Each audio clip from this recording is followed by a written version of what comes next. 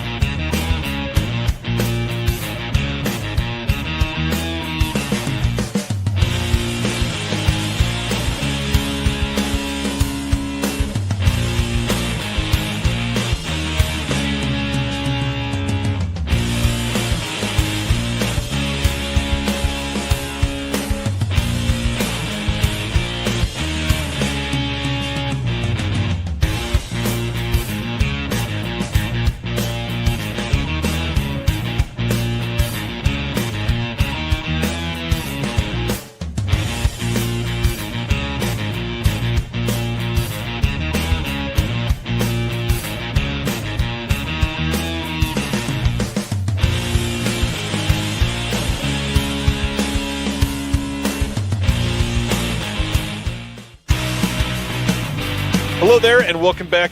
What is this place? Disconnected. Disconnected. Disconnected. Disconnected. Disconnected. Disconnected. Disconnected. Disconnected. Disconnected. Disconnected. Disconnected. Disconnected. Disconnected. Disconnected. I'm starting to feel disconnected. You have reached a number that has been disconnected.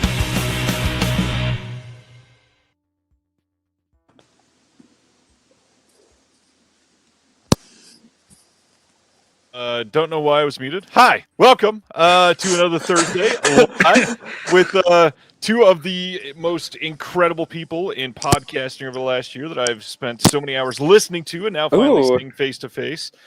Dakota and Christopher from the most salaciously titled podcast ever, Two in the Pinku. Gentlemen, welcome. Hello. Thank you. For many people, this is the first time seeing you move with your faces live on video. This is awesome. I mean, if they listen to the podcast, they're gonna get exactly what my facial expressions mostly. But for some reason, Dakota back in the closet. Don't understand it. I know. I'm trying to get out. Hey, gentlemen, how's Dakota everything? could actually be in the kitchen. I could go in the closet, but I think he likes it there. Oh my god! Well, I'm with this. The two-headed baby. That's our no. Wait, there's a story. That's actually our child. I gave birth to him. I would love to hear that story in great detail. Yeah. It was see, Dakota and a Polaroid got me pregnant, and then there it is. There he is. Aw, There We he had is. to have at least one shot with the cat tonight. I know. See, the cat is with his favorite person. Oh my god!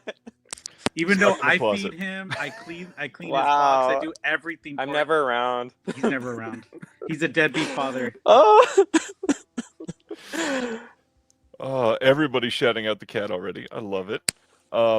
Man, we are so excited to have you here. Two of your guys' close friend, John Peters, is here. Oh. Peters. We were gonna start. I think we're gonna start a tag team. Smart. Yes, we're gonna start a tag team. The only thing I will say is I've met John in person, and he's quite short compared to me, so he might be formidable for many people. Well, I could be Kane and he could be Mankind. There we There go. it is. I'm into There that. it is. I'm into it. So we'll talk about Two in the Pinku later. We'll highlight all of that. But first, what's new for you guys? You've been doing a lot over the last few months. You've had screenings, galleries, Blu-ray contributions. What's new? Yeah, go ahead, Dakota. Yeah, I just finished up a show I curated down in Orange County. Part of my job, all fibers artists, but I have a new group show where my art is in coming in January at the Torrance Art Museum. So, see you there. It's not recent, but I think it was either last year or the year before. Your videos on the living paper doll. Oh, yeah. One of the greatest series ever. Absolutely loved it. Yeah, I make wearables that I attach to my body, so it's all like Crayola. It also falls off too. Chris can attest to it. We're like, it's just shellacked. Oh, hey.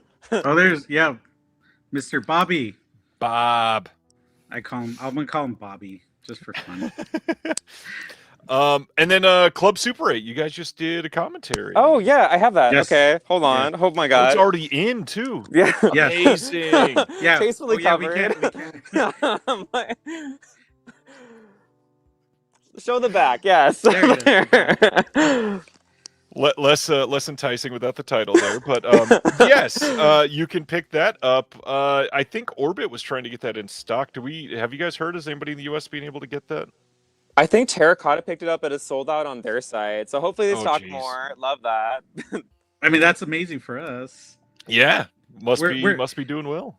We're hoping somebody gets it because we want them to listen to it so they can tell us how it sounds, because we recorded it just straight up and then they're like, okay, done.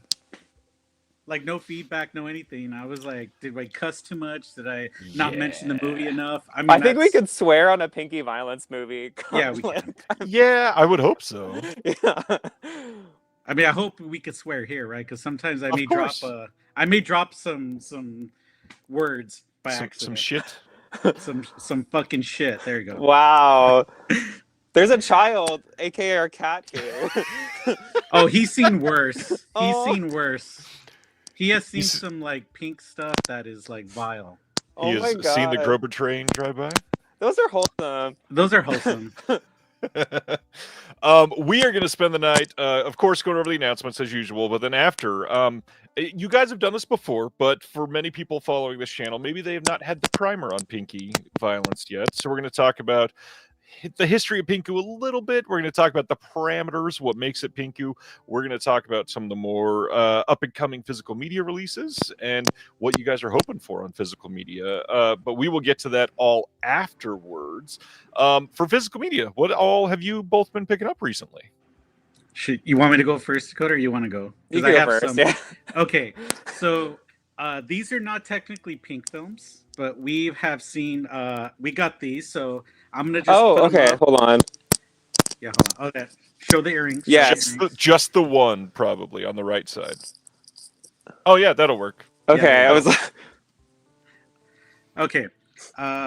People are gonna hate me on this one, but I I don't think people will hate you. No, because people love this one, and I was like, this put me to sleep. As you can see this, everybody. Elsa, we got this. I fell asleep. I hated it. And of course, we get to talk about another Ilsa movie announced this week, so Yeah. we'll talk about that later. but that's supposed to be fun. Okay, this one was amazing. Everybody should just get this. It's fun. It's cheeky. It's camp. It's everything that we love. Watch the first three. Skip the rest. And it's inexpensive for 6 movies. And it's actually- yeah, it's pretty really fairly good. priced. The restoration is great on this. And the last one we got was this double bill, which is Good Girls Don't and Babe Watch. And I love this one. Dakota loved this one. I hated this one. So, there you go. Oh, this is like what is it? Men on Film from A Living Color. I hated it. Yeah. Yeah. All right, Dakota, go ahead and tell. Oh my god. Shout out to I'm Men like, on give us Film. the Jess Franco Ilsa. That's kind of unofficial.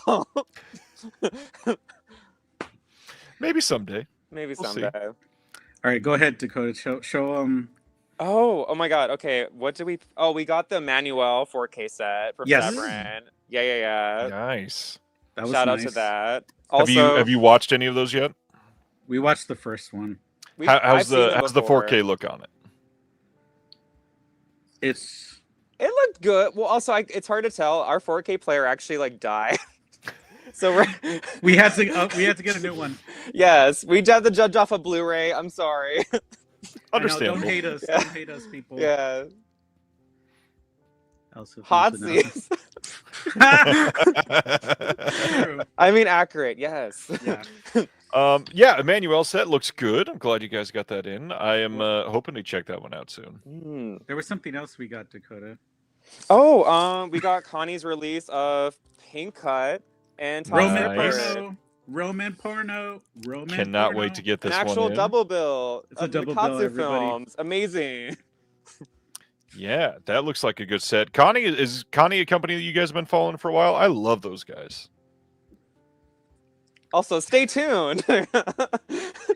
Ooh, And also, wonder what that means. we also got the new Sato because everybody got Sato. So Of course, I mean, yeah. we got to shout it out because it's important. But yeah, we got the new Sato. We both cried multiple times. I did. Well, and it's a big deal. We'll Yes. highlight that more later, of course, No, of in course, the but in the that was discussion. a- But man, that Sato set when when it was rumored to be coming, I was like, "Are you serious?" Got goosebumps a Yeah. little bit, and then to see what they did is a pretty big deal.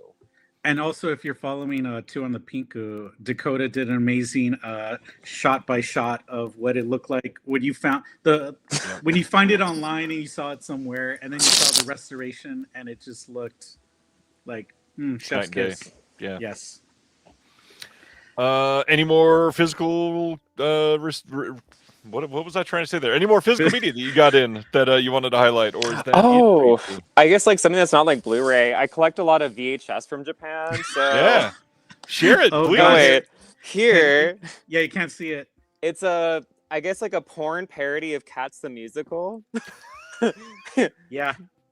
Yes, What is the name? What is the title? it just Please tell me it's not Cats. just pussies. It's called Okay. Cats. Cats porno musical, and there's a lot of little cats around. Also, there's bondage because why not? Just like the real cats, I guess. I can't imagine going to a rental store and saying, "Can I have Cats porno musical?" You need to really But sing along. And I think you got some other ones too, right, Dakota? But Oh yeah. Oh my gosh. Definitely a few groper trains. You know, casual stuff, keeping it fun. Yeah. Good. Whatever Always comes, more room for mysterious. Groper trains. it depends. It depends. You'd rather take an Uber? Well, because some of the trains are really slow and don't go anywhere. Mm. Like the last mean- one that we watched. I can't really argue with that. That makes sense. And this is speaking of somebody who used to ride the bus and train everywhere. He just got it. I'm just kidding. It's all love. I got a few things that I'll highlight. Nice. Less Pinku, but Secret Mall Apartment just came in from Music Box Films. This is a documentary on people that lived in a mall for like 8 years in secret. Nice. Dying to see that.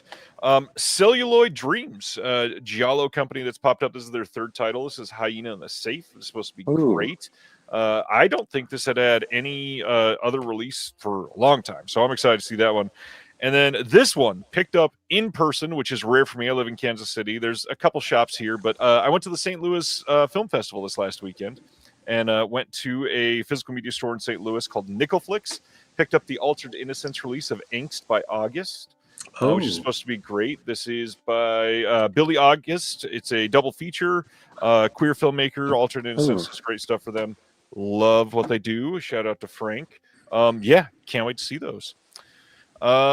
Any other recent watches other than what you guys just got in that you wanted to highlight? I mean, besides watching like our crime, we watched like YouTube crime drama, like, murder mystery kind of like. Oh, I guess like the best Shout 'em thing. out. Oh gosh. It was on I think we watched Lifetime and Tubi Trash. You should shout out the reality show we've been watching on Tubi called Snooping okay. for Love. Okay, we need to talk about what we've been watching, and it's like a, oh my god, it's a dating show, all lesbians, and the main object of desire is their name is Snoop. Their nickname is Snoop. It's a Why not? butch lesbian looking for her femme lesbian, like, and this show is wild. We're like, how many episodes in? Like 5, and it just gets messy and crazy, and I support it. Oh, okay, this is good. Okay, thank you for people giving us some of the thank you, John. Yeah. Everybody's just excited. And Ronnie wants to know, what is the show called? Oh, what was it called, Dakota? Like Snooping for Love. Snooping for Love. No, seriously, you guys should watch it. It's great. It's like it's like a gem because it's just like out of nowhere, and it's like, oh, okay. This is cool. Thanks, Ren. Oh, thank you. Yes, you could see You guys our are celebrities faces. tonight. You could see our faces. Oh, we finally watched yeah. this, like in anticipation Oh, of talking nice. to you. Yes, Gushing yes. prayer. I mean, it's a good release. I helped work on that release. What would you think of the movie? It was great. I mean, it kind of reminded me. It's the way it monologues the audience too constantly. It reminded me a lot of like anti-porno. Mm-hmm.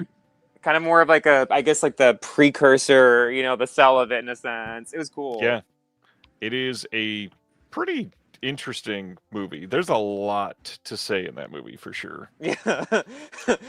More than some of the other Pink films, that's for sure. I might have disassociated during. Same.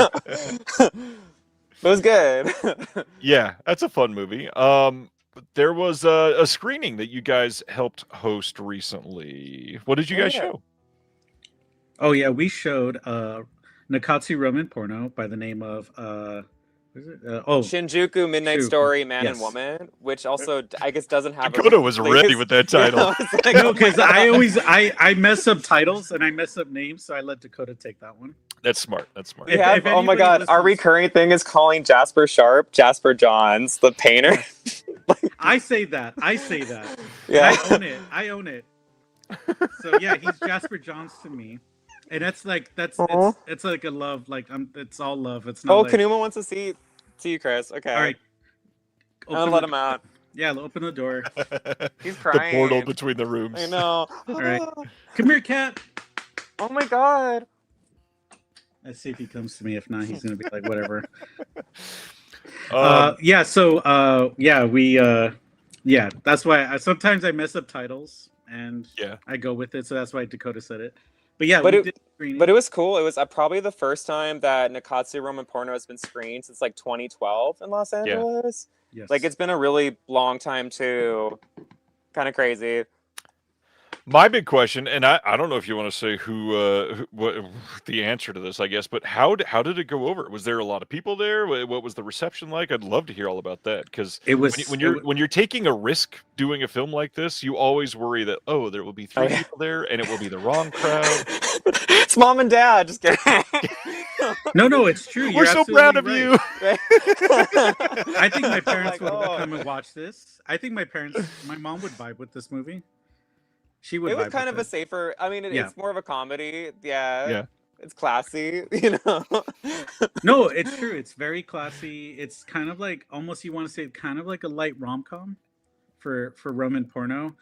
Yeah, the audience like it was sold out, which we were shocked by. And then people actually vibed with it. People laughed at the right times.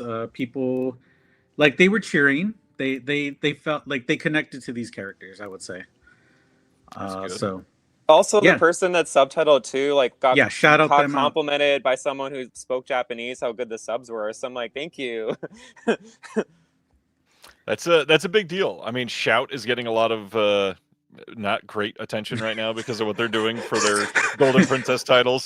So proper subtitling is a big deal. I mean, the stories are meant to make sense. The stories are meant to tell a story, and a lot of these things, like you can't translate word for word, like one to one, and have it really work. So the people that go through it and make it make sense are always very appreciated. Yeah. What else? Like I said, it was just a surreal to see like kind of a.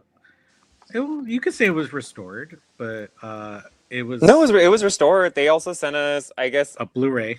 a Blu-ray. I don't think it would be called a DCP file, but they made it for us. Like in Japan, it only had a DVD release, but it was restored on their side too.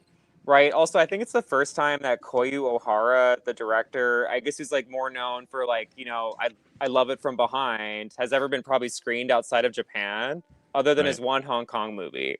Mhm. This is cool. Well, everybody always hears you talk about Pinku when they're listening to the podcast. This is probably a good time to ask, what other kinds of movies do you guys love? Or is that it? No, I'm gonna let Dakota take this because yes, go Dakota. Oh yeah, I guess any Moral Tales, Jess Franco, John Roland, the classics. There's a whole pile of like Jess Franco stuff like above our TV, like it's just like stacked. Yeah, that makes sense. And then for me, I would say besides watching Pinku with Dakota, I do a lot. I watch a lot of different stuff. Horror, comedies, sci-fi, or even like Marvel stuff. Like I do love the superhero stuff. Dakota hates it. He dissociates a lot. But my some big reason I'm not Passing prayer. yeah, my biggest thing that I've been watching outside of what we do together is I've been watching a lot of like gay cinema. So gay cinema from Europe, America, and yeah, I do a lot of that. I do a lot of short films too. And my letterbox is like constant hate of these films. Oh my god. I mean, I have like lists on my letterbox saying like sad gays, evil twinks, and gays. So Very descriptive. Shout out to the boys out there and the girls who know what I'm talking about. Twinks are evil. Oh my god. It's my public service announcement. That's your audio commentary. Audio commentary. So if like some gay film or whatever says it, or even a pinku, let's say if a gay pinku comes out and down the line, I want to be on a auto commentary saying that twink is evil. That's what I'm hoping for. So universe, give me that. We can make that happen. My dear friend Stan in the chat says, yes, some twinks are evil. Yeah. Yes. I have go look at my list. Yeah, Demon Twink. Oh my go look gosh. at my Oh my list. You'll see all the God. films I'm talking about. You have found the right audience. So many people here are all up in your exact mindset. That is incredible, Chris. Yes. Couple things for me to shout out. Big thing is I don't normally get to go to a lot of film festivals. So this last weekend, the ones I really want to shout out is I got to see No Other Choice early, the new Park Chan-wook film. Doesn't come out till Christmas, and it is fucking incredible. It is probably his funniest movie yet. It is hilarious. It feels like it flies right by. The story is just magnificent. I love it. And then the other one, I didn't think I was going to be able to see this, but I got to see The Testament of Anne Lee, the next Amanda Seyfried film. It's one of the people that made The Brutalist. It's not Brady. I think Brady helped with this or something. But it's like The Witch, but I hate to call it a musical, but there's a lot of music in the film because it's not like a diegetic musical where they're telling the story with it, but there's a lot of worshiping music essentially. And man, it is remarkable. I got sucked in from moment one. Truly loved it. But yeah, that's it for me. I think that's it. Ready to go into some announcements, and then we'll talk about Pink after. Let's do it. And Dakota and Chris will share their thoughts on quite a few of these. First up this week is the newest Deaf Crocodile title. This is one that a lot of people have been after for a long time. We are getting Treasures of Soviet Animation Volume 3. This includes the short films of Yuri Norstein. And these are from 1968 to 1979. And there are a bunch of amazing things on here. But the one that people are going to know primarily is going to be Hedgehog in the Fog. This is an 11-minute short that you can see the hedgehog on the cover here. One that people have longed to see in a restored version. And it's just going to look beautiful now. The other one that you might have heard of is what is the title again? The Heron and the Crane is another one of the big ones. And then The Tale of Tales is one that people probably know. It's almost 30 minutes long. There are almost some extras on here. We get a 109-minute documentary on making the overcoat, which is the last feature from Norstein that hasn't been completed yet. There's new commentaries by Michael Brook on all the shorts. There's a new visual essay by Evan Chester and a booklet in this release as well. Just an astonishing release. Are you guys into Deaf Crocodile? Have you got anything from them ever? Yes. Many. Nice. How about the Pink film that came out from them earlier this year? Yes. Oh, wait, it's under the TV right now. It's in our watch pile. Also, it stars our favorite actor, probably, I guess, like one of our favorites, Yuichi Minato. Like, love him. Veteran actor. He gets heavier, sleazier, more perverted as the decades go. Love his work.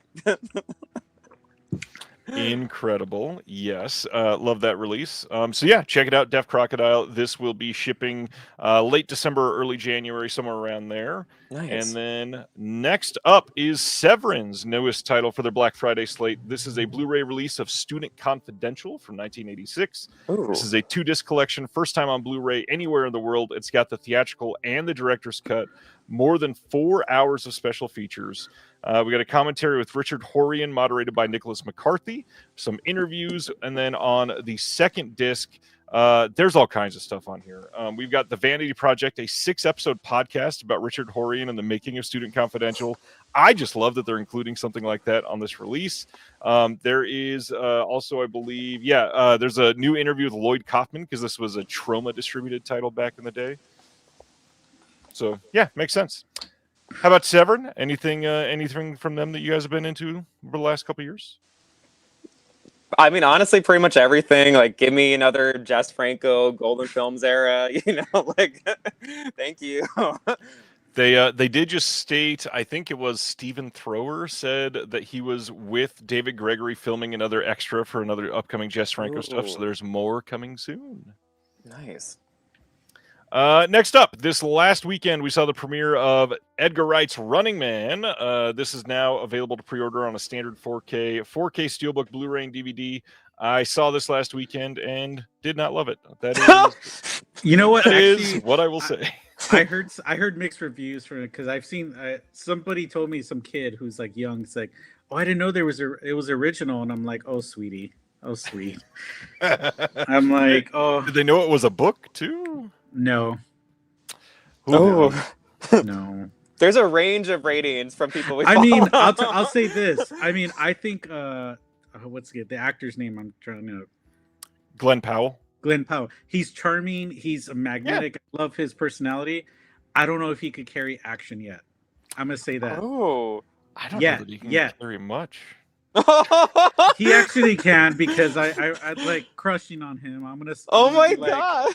I will say I haven't seen Hitman yet, which is supposedly Okay. his best. that's him being like his best, where he's funny, charming, all that stuff. Action, like serious. He doesn't have that face for it. Yeah. that That's makes just what I'm sense. gonna say, and I may get hate for it, but whatever. I also really liked him in Everybody Wants Him. That Yes, movie is yes. great. That's a great, like, just fun, movie.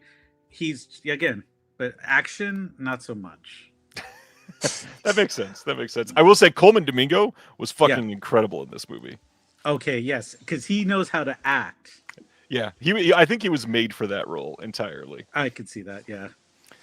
Next up, Kino Lorber releasing a Blu-ray someday of the film House Calls from 1978. No release date yet, but it's a Walter Matthau film, Glenda Jackson, directed by Howard Zieff, and we'll find out more about that later. It has Art Carney. Oh, okay. Yeah. Next one from Kino. They're also putting out A Night in the Life of Jimmy Reardon from 1988. This is a River Phoenix title that I saw a couple of people say, I did not even think this was a real film. And now here it is, proof that it is coming soon. What's it even about? It is about a recent high school graduate who is faced with two options: either go to a business school where his father wants him to go to, or get a full-time job. However, he decides to defy his father and go to Hawaii, as you do, of course. Trouble is, he has no money. Along the way, he comes to understand his parents and eventually bonds with his father, of course. Okay. You know that I actually went to see a re-release of his last movie called Dark Blood in the theater in Santa Monica. And like nobody, because it was like they never finished it because he died, and it was right before the director of that film died too. He was like, I want to see it, and I watched it. It was not a good film. People are thirsty in the comments. I love that. River at his Twinkies. Live your truths, y'all. Okay, hey, you know what? River Phoenix and I share the same birthday. Oh, nice. Fun fact. And Kobe Very Bryant. nice. For all Just the bros. A lot of tragic shared deaths. Yeah, That's a range. Wow. Range. I don't even know how to respond to that. All right, You're let's keep going. All these titles. January 20th, Kino is releasing a Blu-ray of Man in a Cocked Hat. We actually talked about this movie just last week or the week before because Studio Canal is releasing this under the alternate title, which is Carlton Brown of the F.O. Quite a British title on that one. This one is a Peter Sellers film, and check it out. Brand new 4K scan of the negative. Next from Kino, January 13th, a 4K coming of The Mechanic, the Charles Bronson film. This one is going to have a new commentary by Steve Mitchell and Troy Howarth. Everything else on here is ported over extras. Are either of you Bronson fans? Well, of course, Death Wish. That was the easiest yes I've heard in a long time. Well, Dakota, yeah, all the time. I do watch other movies. No, he does not. Don't let it fool you. People. Don't look at my letterbox. Don't pull it up. You know, I watched Shrek once. That was variety. Sorry.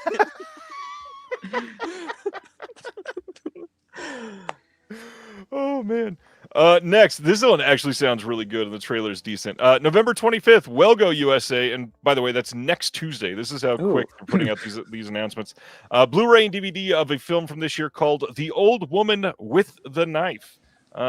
Pretty descriptive. It says, aging assassin Hornclaw has seen it all, but she never expected to mentor a reckless rookie like Bullfight.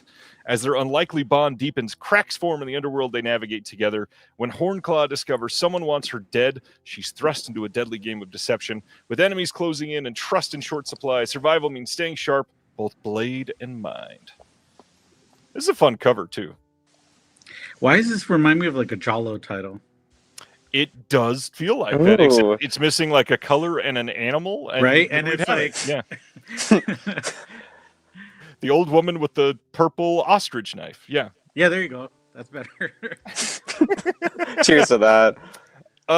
This is one that I feel like I remember hearing was getting made years ago, but then disappeared. November 25th, which again, just next week, 2 in a row that they're doing this. Wellgo's releasing The Hyperions. This is with Carrie Elwes, Penelope Mitchell, and Elaine Tan. This is supposed to be semi-decent. Have not seen anything else on this one, but there it is if you're after it. Next one, Imprint down in Australia has announced that they are also getting in on the 4K Hammer titles. They are releasing Scars of Dracula, Vampire Circus, and Horror of Frankenstein on 4K semi-soon, coming from Imprint. Are you guys into the Hammer titles that have been coming out recently, or is that a different type of fan base for you? No, love Christopher Lee, love Hammer, love horny vampires. We got the Christopher Lee box set. We hammered through that with some great stuff. That was a good pun. Yeah, so some of them were not as like great, and others were like amazing, right? So yeah. Also, like the Hammer archive too is like, God, there's so much to God. pull through too. Love it. Yeah, their 4K releases, the special features alone that they are putting on there are kind of incredible. They are like 5-disc releases, and we got an interview with this guy who's been alive for 91 years, and he was best friends with 4 people, and yeah, it's crazy what they're doing. We did a seance for an interview. Right? I'm like, okay. Back from the dead. Oh. Speaking of Deaf Crocodile a moment ago, they just... are re-releasing The Outcast. This is an Irish folk horror film, and they just put this out again with the brand new slipcover. If you wanted to get one of these because you missed out on the deluxe, check it out. It is available on their website and their website only. Good movie, and seems like it's Chris approved. Also, they have beautiful cover art. All of your designs, like chef's kiss.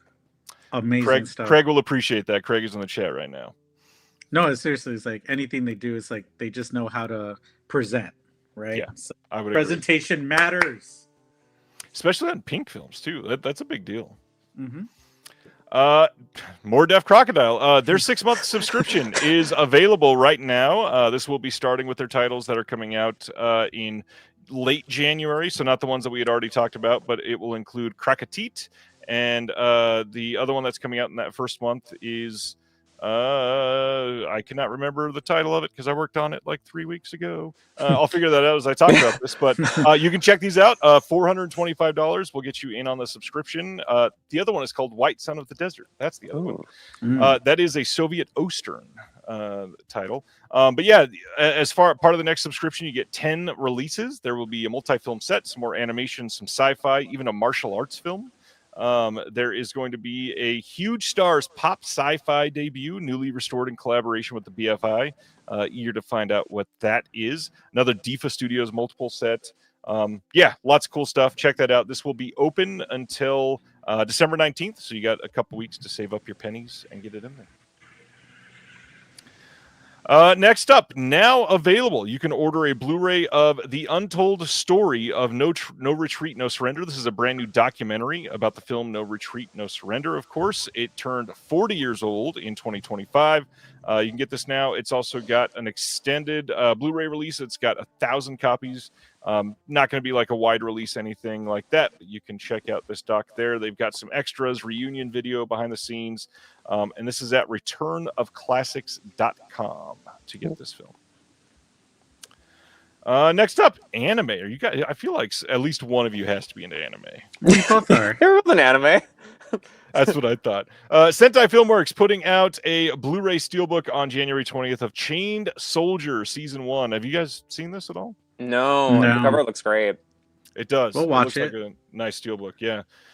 Yeah, never seen it. I'm still very behind on anime, and I know nothing, so I will go to the next slide. Criterion announcements. How do you guys feel about Criterion over the last couple of years? I'm just gonna smile. I mean, there's been actually some like banger releases, right? I mean, I guess like on our end too. I think of Japanese cinema. It's like, gosh, it's like I dream of like the Shuji Terayama, like the Pastoral to Die in the Country, or like, oh, I wish like they had done like a Wakamatsu Eclipse set back in the day, or they free Onto the Razor to a different label. You know, give options. Yeah, Criterion. Where do I even begin? But also love the John Waters. Yeah. No, Please, absolutely. yes. Like, when they do good, they do good, and then when they do bad, they do bad. And what do you feel they do bad, Chris? Hold on. I'm not a Criterion fanboy, so I'd love to see if we're on the same page. Oh no, it's just because like sometimes when they do bad is like they release a film. Sometimes they don't have enough. They don't have enough like Gentry's egging you on. I know they don't have enough features. I agree fully. And sometimes the releases are, I'm like, really? You're going to release that where you have other titles in your archive? And then I'm like, how many times they're going to release a certain film, like 3 times in the whole year? And then it's like, oh, we're going to put it on 4K too. It's like, who cares? Who cares? Sadly, well, people are obviously buying it. Yeah. Not really. Yeah. Also, they should be shown. They could also put another Japanese director that I love and an inspiration to me is Toshio Masumoto, who is the director of Funeral Parade of Roses. His short films are insane and amazing and need to be on a Blu-ray or even a 4K because it's like early video art from the 80s and 70s, iconic, important stuff that nobody really talks about. Even his feature length films could also be on Criterion, but they don't do it. They're like, let's put who is it? Anyway, 310 to Yuma. I'm just gonna go back to that. I was waiting to hear the hate there. Wow. There's more hate coming, but I'll wait for another day. February 3rd, Criterion is releasing a 4K of 310 to Yuma, the original from 1957. This has a new 4K digital restoration, and this will have Dolby Vision HDR on the disc. Not anything new as far as extras, I don't think. That's what I'm saying. Yeah. They just do copy and paste ChatGPT. Oh my god. Craig, who worked on the restoration for Funeral Parade of Roses for nice. Arblos, he says a bunch of those shorts are on their old Arblos Blu-ray, just so you know. That's a beautiful Blu-ray release. Funeral Parade of Roses. Oh, yes. Yeah. Amazing. He says it was one of his favorite restoration jobs ever. Yes. We saw it actually, we saw the movie screen probably recent at the Frida. It was so beautiful to see. I mean, that was one of the probably my favorite films we've ever seen on a screen. Yeah. Patty Boy shouting out that the Elephant Man Blu-ray just went out of print from Criterion, and yes, it did. David Lynch's The Elephant Man went out of print, but like the next day, they announced that Janus acquired it, which means it's coming out on 4K like later this year. Yeah, so It's just out of print to come back as a 4K and a Blu-ray then. So don't get worried. You'll be able to pick it up in a better release of it. I think somebody said also Criterion is like for cinephile boners, and I'm like, should I say what I say about Criterion? Should I just say it? Yeah. Okay. Oh yeah, thank you. I want to say it, and I'm going There's to get sad in trouble music for it. playing while you're I know, saying hold on. this. This is a funeral for a Criterion right now. I'm just kidding. Yeah, pretty much I'm going to say fuck Criterion, bro. What? I'm just going to say it because sometimes they go on Letterboxd and then they give me shit when I'm like talking shit about one of their little favorite movies if we saw it in the theater, and then they cry about it and like, how dare you say it? I'm like, fuck you. Yeah. Right? Well, they were okay. I mean, we saw a screening of In the Realm of the Senses. It was kind of a weird mix because like people wanted to see it because it had the Criterion stamp, but then they also got really uncomfortable by seeing sex on the screen. And they were laughing inappropriately, and I'm just sitting there, and then people were just like, remember that one guy sitting in front of me who like kept on like because he was falling You were asleep? making fun of his head the whole time. Yeah, because he had a big ass head. He can't help it. No, and he kept on doing this, and I'm trying to watch it and embrace it and feel like I want to be I think like, he was blocking like the egg scene too. Yeah. And so yeah, shout out to those people who were complaining that I called it out during when we watched that live. Where was that playing live? I'd love to hear where this it was at Vidiots in Eagle Rock in our like town, and we always go to Vidiots. We always go to see our favorite films there, and this time it was surprising. It was very packed. Like I was like, oh, and then we saw couples, we saw all that, but you could tell they were uncomfortable. It was like a date movie. It was a date movie. And then also I'm going to say this because like when they the person was hosting it, they're like, oh, who has seen this movie before, right? Dakota, I, and a few other people raised their hand, and we were like excited, and you could feel the judgment from everybody else around us, which pissed me off. And then, of course, when they watched the film, and they're all like, like all little schoolgirls, like, and people are just like sexually repressed, I think. Yeah. Because like when you watch that film, you feel like you're gonna feel something. Right. Whether if you get turned on or you just feel like other things, you're gonna feel something, and that's okay. That's normal. Okay. So sorry, we're gonna get into like therapy session with some of these people, but so anyway, give it a 4K. Just kidding. Yeah, where's that 4K? Oh, it'll come, I'm sure. Yeah, it'll come Yeah, out. it'll come. Yeah, literally come. I didn't want to say it, but yes. This is maybe the most odd release from them this month.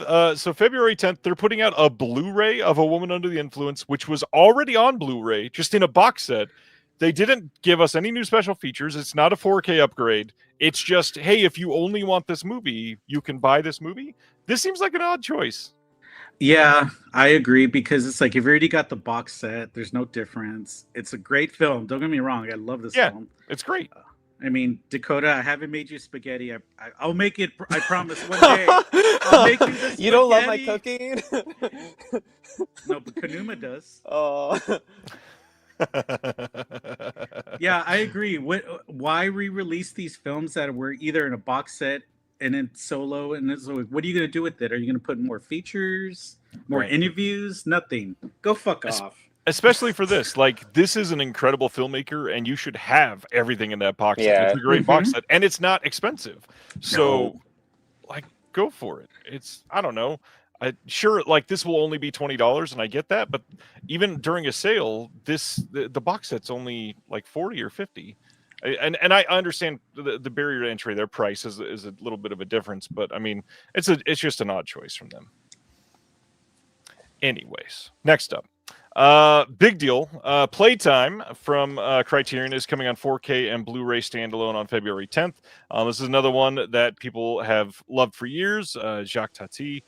This one is going to have an introduction by Terry Jones. We've got the 3 selected scene commentaries. I think most of this is all older recycled extras. And this is another one that was in a box set. However, at least this is an upgrade to 2 different formats that was not in the previous box set.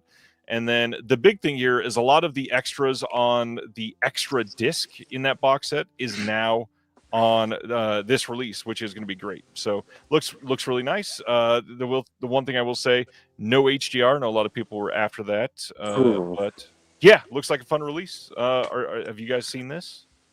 I've heard of it, but I have not seen it yet. I don't let Chris watch classy movies. Apparently, I do watch. See, I do watch Criterion stuff. I still need to Yeah. get through my Agnes Varda like box set. I'm halfway there. I literally, it might even be within arm's reach. I just got the Varda set. I'm pretty excited good, to start yeah. checking it out. Yeah. I'm in All the right. 80s right now, so Nice. yeah. I got inspired because I went to LA last year and I went through the Academy Museum, and that whole section on Varda was just like, man, Yeah, I no. could live in this room for like a couple days and just feel inspired to go make things. Love it. And funny, a little tidbit about that. It's like the connection I have to Varda is the connection I have through some of the artists that she filmed for the film. Yeah. What was it? Murmurs, right? Yeah, Murmur. Yeah, because like it's the one about the LA murals in the 70s. So I have the connection because like she knew a lot of the artists that some of them are like my mentors when I went to school. So it's like I have that interesting connection to that. And of course, growing up in LA, seeing most of the murals, but now they all been like either taken down or whitewashed. And so, I mean, yeah, that's just one of like my favorite. But also, like one of your professors, Harry Gamboa, is with his art collective Osco, is in that documentary. And I it's guess, like actually, in LA, they're probably one of like the most legendary art collectives of all time. Too. They're the most important Chicano conceptual art group compared to other art groups of like Chicano like art. Also, she filmed the last like performance of the group, like the original 4 group, because they have different iterations in the 80s and 90s. They're all crazy, but they're very important to art history. But yeah, it's the last time it's called Death of Fashion. It's really cool. It's really crazy. So yeah. Imagine being on a girl around Sunset in the City, Knuckly, and like Betsy and Taxi Driver. Yes, I think that happened. They should have given us eggs. I would have put it in. All right, let's go to the next one. February 17th, we are getting a Blu-ray and DVD release from Criterion of Kiyoshi Kurosawa's Cloud. This is from 2024, although most places didn't even see this till 2025. Really great movie about an individual that does essentially reselling online and gouges the price and has a bunch of people come after him for that. Incredible movie. Are you Kurosawa fans? It's okay to be honest, Chris. It's okay. I'll help you out. I do not understand the appeal behind Cure. Oh, okay, we didn't like Cure. I don't get it. I don't love it. I did not like it. We're Cure haters. That's okay. We Cure haters. I mean, not the band The Cure, because that's like iconic, important stuff. The film, not so much. I also the just film recently, not iconic or important. No, I also watched Pulse. Finally, I went to I watched Pulse. Yeah. No. I know other people are like, oh my god, yeah. It's like, no, I'm sorry. The aesthetics of both films are interesting. I love like what they were doing with it technically. Story wise, I'd rather watch a Pink film. Yeah. I'd rather watch a Groper Train at the lowest level. What did somebody say just recently right now? All the Criterion hate is giving them life. Oh, you're welcome. You're welcome. Wow. I liked Cloud. I liked Cloud a lot more than Cure, I will say. Ooh. Okay. I mean, I'll people give it improve. I'll watch it. People improve. The comments on this are going to be hilarious. Oh man, I love it. Hey, I'll watch it and then put it on Letterboxd if I like it or not. There you go. Can't wait. Next up, February 17th, we are getting the next of the revived Eclipse series. This is series number 8 of the Lubitsch musicals. This is covers from 1929 to 1932. This is going to have an essay by author and film critic Michael Koreski. And the big thing is supposedly they're using the original tints on a couple of these that they have not used before. So that's a pretty big deal. I'm into this. I need to check these out. I've seen very little Lubitsch over my life. And I have been loving what they've been doing with the clips. So yeah, I will check it out. I will say this. I think if Criterion does more of this kind of stuff with like other directors, puts like more box sets, I support that. Especially because these get cheap during the sale. Like the Eclipse stuff is usually only like $35, and that's like the perfect entry point to try something. Yeah, exactly. All right, that is that one. Next one that is a pretty big deal. Yes. February 24th, we're getting a 4K and Blu-ray release of 1976's Network. This is one of those things that I'm astonished has taken till 2026 to get into the Criterion collection. But Sidney Lumet's Network is here finally.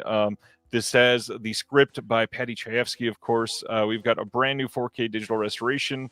It's going to have Dolby Vision HDR. We got an audio commentary by Sidney Lumet that was carried over. We've got Patty Chayefsky, Collector of Words, a feature-length documentary about the screenwriter by Matthew Meal. We've got a 2006 making of, and then we've got an essay by writer and New York Times columnist Jamel Bouie. Anything on Lumet or Network from either of you? Yeah, no, this is great. I agree with you. It's like they did their job. Love it. Yeah, no, it'll be great. No, it took this long for it to get a release because there's some other stuff that got releases that were like newer films. And I'm like, you should be doing some more of the classics first and then kind of releasing like newer films much later. Because I think, like, come on. Yeah. Either that or double feature them. Put this out and raise the price by $5 and give us a bonus disc with another of like the lesser known titles. That way you get people to try out both. No, I agree. That would be worth it for me. And then it's been a while-ish since we've gotten another Coen Brothers film from them, but we finally got The Man Who Wasn't There from 2001. This is coming on 4K and Blu-ray from them on February 24th. This is one of, I think at this point, stuff that hasn't gone to streaming. I think we only have like 2 more Coen Brothers that are not in the Criterion collection, which, or maybe it's 3, because Raising Arizona is the 3rd one. Yeah, yes. So I think it's only 3. New 4K digital restoration on this one. We've got Dolby Vision HDR. We got an audio commentary with the Coens and Billy Bob Thornton. We got a new conversation between the Coens and Megan Abbott, who's an author. There's an archival interview with Roger Deakins, one of the greatest DPs ever. We've got a short making of doc and deleted scenes, then an essay by Laura Lippman. Coen Brothers, is that a favorite of the two in the Pinku crowd? I enjoy their films. I wouldn't say they're like my ultimate favorite, but I do like. I mean, this one I was kind of iffy about. Well, I'm also from North Dakota. So there you go. You gotta love them, yeah. Fargo. Oh, God.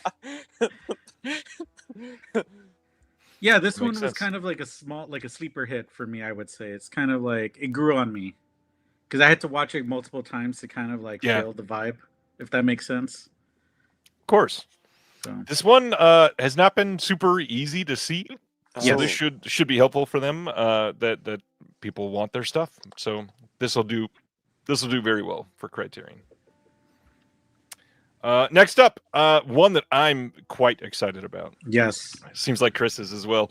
Next title from the Severin Black Friday slate coming up is Razor Blade Smile from 1998, coming on 4K, which I did not expect a 4K release of Razor Blade Smile this year, but I will take it. This is from Jake West, who did the documentary, The Legendary Life of Cliff Twemlow, for the box that they just did. Comes his feature film debut, now in 4K for the first time ever, for skin-tight, black-clad, bisexual vampire Lilith Silver. Being a professional hitwoman is all in a night's work. But when Lilith becomes hunted by the equally immortal Illuminati, she'll unleash her own war of bullets, bloodlust, and fanged brutality. Yes, this is an incredible vampire movie. It is full of 90s schlock and cheese in the best ways. It is an incredibly enjoyable movie. We get a commentary with Jake West on here and the production designer Neil Jenkins. There's an archival commentary on here as well. There is a doc on the 90s British vampire culture, which is a brand new documentary by the guy who directed this. This is by Jake West. Desperate to see that now. That's amazing. And then on the second disc, they have so much on this. We've got a look back with the cast and crew. We've got Dress to Kill, the costumes, featurettes galore. There's 3 trailers, blooper reel, cast diaries. There's a 2000 vampire doc directed by Jake West for Film 4. There's a 1993 short film, all kinds of stuff. Razor Blade Smile. Tell us about it, Chris. Oh, I'm just excited for it because when I saw it coming out, I was like, ooh. Yes. It's older than our students, Chris. Well, obviously. I'm older than you. I know. Honestly, love Severin, love the realists they do, Yes. love vampires. Also, I love that they embrace the 90s too.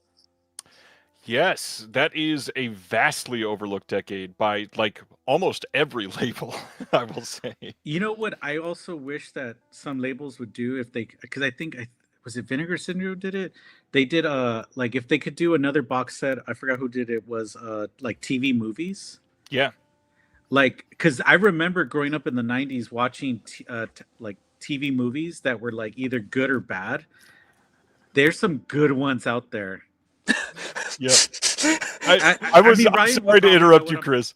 I did not mean to interrupt, but seeing this comment, this is the most random comment to get while looking at this. Adam in the chat says, I went to see the first Lord of the Rings with Jake West on mushrooms, and that's an amazing story. That's Incredible. There you beautiful. go. That's So, yes, the commentary that's- we need. That's the real like story right there. Take us to the Shire. TV movies, Chris. Go ahead. Take us to the Shire. And do what? Oh man. I mean- yes, TV movies. I love them. No, yeah. There's some good TV movies out there that haven't been either restored or like people know about. And Quite I a think few, yeah. a good box set, another box set could come out and like also be like. Severin's doing well with amazing. like TV series or like Yeah. mini series though too. Yep. Yeah, you see, somebody just said there was a '90s TV like Frankenstein, which I think I remember too. You know what? Actually, I would love but it's a more of a big network. If the Red Shoe Diaries box set came out, Because- I could see Severin doing that. because it's like it's trash, it's '90s, it's kind of erotic, and I say kind of. Yeah, Yeah, and I think people would vibe with that. I think. I agree. So, All right, that is Razorblade Smile. go Severin. Dude McMahon in the chat is calling me out about the number of Coens that are not in the Criterion Collection. I'm probably wrong. He says that there's a lot more that's not on disc. I could be wrong. I just thought there was less than like 5 at this point. But hey, if there's not, put them out. They'll sell well. I promise. Next up, why is this taking ages to load? I think your connection. It's the mystery title. Just kidding.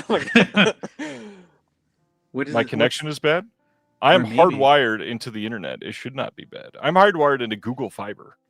Oh, Ooh. Let me just bring this down for a minute. We'll talk about this. Yeah. This next one is a Guillermo del Toro title.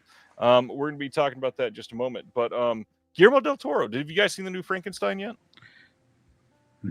No, honestly, my students love it and say I should see it. yeah. Some people told me Yeah. the same thing. My mom. I would say You that hate my it? mom Just kidding. No, my mom loved it, and she has, because she's retired. She'll watch like really bad, trashy, like horror stuff on streaming. So for her to tell me that she actually liked this film, I think I'm gonna watch it. But that else could mean anything. It can mean anything too, because she did like the new Dahmer. Oh, not the Dahmer. The other documentary from what's his name? Ryan. Ryan Murphy. Murphy, The yeah. Ed Gein or whatever. She loved it, and I was like, that's not really what happened, right? Shout out to my mom. So I don't know why. We got 2 pictures that aren't loading, but we'll just talk about it. Guillermo del Toro's Mimic is coming to 4K on January 13th. That's This a is great one. 1997's Mimic, so we're getting some old Guillermo. Shit, I was in middle school. Nice. Yeah. I didn't mean anything by that. This will have a 4K of the director's cut. It will also have a 4K of the theatrical cut. So getting both on 4K is kind of rare from Kino. We get a new audio commentary by Arna Venema and Stefan Hammond. Arna does a lot of the martial arts titles and action titles for some of these other companies, so that's nice to see. No other new extras, but a lot of stuff ported over, and it looks like a pretty solid release. I remember liking this quite a bit. Yeah, that was a great one. It made me want to kind of study maybe art history and like maybe forensics and anthropology, maybe bugs, Nice. which I didn't even study that. I went to art, so It worked. Next up from Kino is an interesting one. January 20th, they're releasing a 4K Blu-ray and DVD release of the Rolling Stones concert film, Let's Spend the Night Together. This was directed by Robert Altman. which is probably why this is getting a physical Yeah. release. This has never even had a DVD in the U.S. So Yeah, the yeah, I fact that heard it's about getting that. all of these is a pretty big deal. Love that they're doing this. I wish more companies would go out on a limb and do some concert docs Yes. and concert films. This has a new audio commentary by Justin Sosa, who's the host of Hang Fire, the Rolling Stones podcast.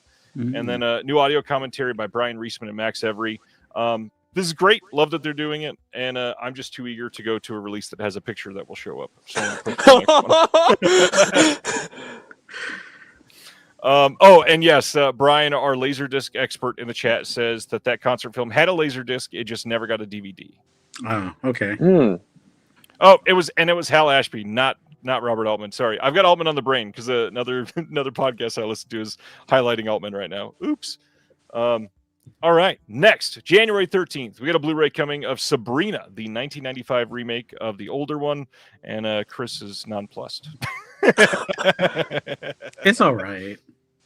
I have never seen this one, but all right is high praise. I mean, I've seen this stuff. I mean, I watch a lot of movies that are not like crazy violent stuff or like what we call cinema masterpieces of Pink. Shout out to the Sin Syndicate for that one, because we would tell them to watch certain films, and they're like, "What you consider as cinema is what we consider gross." They said it in a loving way. They said, yeah, I know they said it in a loving way, but I'm just saying, like, Sabrina's like, if you just like, I'm surprised Criterion didn't do this one. This feels like a Criterion film. A kind of, I mean, it's directed by Sidney Pollack, so in that, there you go. that realm a little bit, yeah. Meh. New audio commentary by Julie Kurgo and Peter Hankoff on this one. But yeah, meh from everybody. Coming soon, there's going to be an Amazon exclusive 4K steelbook of the brand new film Now You See Me, Now You Don't. You can also get a standard 4K Blu-ray and DVD everywhere. Not seen this one yet, considering it's brand new. I've never seen any of the Now You See Me movies. I actually have. Hit us with it. They're actually fun, but then they start getting too ridiculous after a while. When are you watching these movies? When you're not home. What's happening? See, here's the thing, because we're both teachers. I teach Right. sometimes from home. So when I'm grading or doing stuff at home, I put on really bad movies or stuff that I just want to like say I watch it off my watch list. So again, when Dakota's not around and takes over the remote, I watch actual cinema. This is cinema. I'm going to put in quotations. I think if it was me, instead of doing them individually, I would put them in a box set. And They then will. It just disappears. Yeah. Right off the shelves. Yeah. Magic. I love that Dakota goes to work and Chris says, you know what? I'm going to watch Woody Harrelson do magic. Pretty much. Or that, or I watch Golden Girl reruns when I'm trying to like grade or something. I mean, everybody should be watching the Golden Girls. Yeah, everybody though. should watch Golden Girls. Yeah. All right. Next up, I'm very eager to see this one. Coming on December 8th, there's a Blu-ray and DVD release over in the UK of the new miniseries, How Are You? It's Alan Partridge. This is coming from the BBC. It's a BBC production coming from Fabulous Films. But the cool thing here, there are 3 audio commentaries. One of them from Alan Partridge's PA, Lynn. The fact that their production assistant is doing a commentary is hilarious. There's the series producers doing a commentary, and then there is from the Monkey Tennis podcast team doing one. There's some Crowdfunder Plus deleted scenes, some scenes from the edit, all this other stuff. But this is great. Alan Partridge is hilarious. I cannot wait to see this. Also, I wish like everyone had the PA assistant. Right? Right? The commentary. It's such a fun idea. I think that's smart actually, because then it's like they're like paid to like be very strategic and saying what they need to say. He is very kind behind the scenes. Or what if he has trauma? What if it's like, oh, by the way, there's like a violation. Call HR. I know, he's like, he starts burning the down, saying, you know what? Fuck this person. He treated me like shit. He tried to like make me suck his dick or something. I want to hear that. Yeah. And then they still put it on the disc and never even listen to it. Right. Buy it now. Amazing. Coming soon on Blu-ray over in the UK from Last Slate Video is When the Bow Breaks from 1994. This is one that I always meant to see and never checked out. This is a Martin Sheen and Ron Perlman film with Ali Walker. This is a gripping psychological thriller that blends police procedural intensity with haunting emotional mystery. So we'll have a slipcover, reversible sleeve, 4 of the collectible art cards, and a poster. We've got a new interview with Ali Walker, new interview with the producer, Barbara Javits. There is a Last Slate Video movie night, When the Bow Breaks, with Kelsey D. There's a trailer and then an image gallery. And yeah, I probably need to see this one. This one sounds kind of interesting. Mm-hmm. Better than Woody Harrelson doing magic. Maybe. All right, this is the part where Chris starts to get angry. Coming on February 24th, there's a 4K release coming from Kino of Ilsa, the Tigress of Siberia from 1977. This is going to have an audio commentary by Jason Pachonsky and Paul Karup. There's going to be alt footage intended for a less explicit TV version on this. There's a sidebar conversation with the novelist and critic Tim Lucas and the author Stephen R. Bissett that I'm very curious to hear what they're saying about this. But Ilsa, Tigress of Siberia. How quickly are you going to buy this, Chris? Okay, here's the thing about that. Dakota buys these things, and then I find out later once they deliver it from wherever, like postal service. I open it, and I'm like, oh yeah, we got this film. You make it sound so sketchy. But it is sketchy.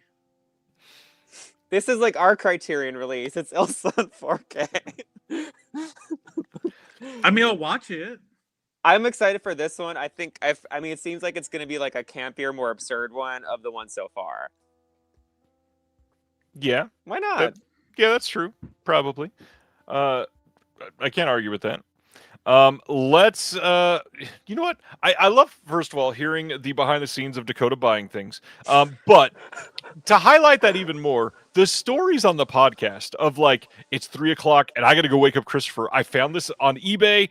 We're finally getting the VHS of, some random pink film from 1983 that we have not been able to see for years. I love those stories. Please tell them more. They're amazing. Well, we're trying. Whatever is happening in Okay, I'll say this. There's a story that we told that reminded us because Casey out in the Sin Syndicate, he said that he listened to an episode of us when we talked about Naomi Tani, and he said that he cracked up so hard when we talked. We compared the film in, what was it, Wet Face, or the other one? It must have been Wet Face. Yeah, Wet Face. Or was it Rope Cosmetology? There's a scene where she has explosive diarrhea. Oh, and then we compared it to when we went to an art opening. I'm not going to mention where it is because I'll get in trouble with it. But the champagne was like, you could say it's Freeze. I don't care about LA Freeze. Yeah, you could punch up. They don't care. It was atrocious art that we saw, but the champagne was $25. It was wrong. It was 36. It was 36. Yeah. But it was a Blu-ray. I compared it, saying that like the shit scene was like the equivalent of going to Freeze. I wish it was that fun. It was that fun. It wasn't that fun. I'm not sure if it'll be anything rare, but in the chat, Stan says I probably have some pink VHS stuff for Chris and Dakota if they want it. Nice. Yeah, hit us up.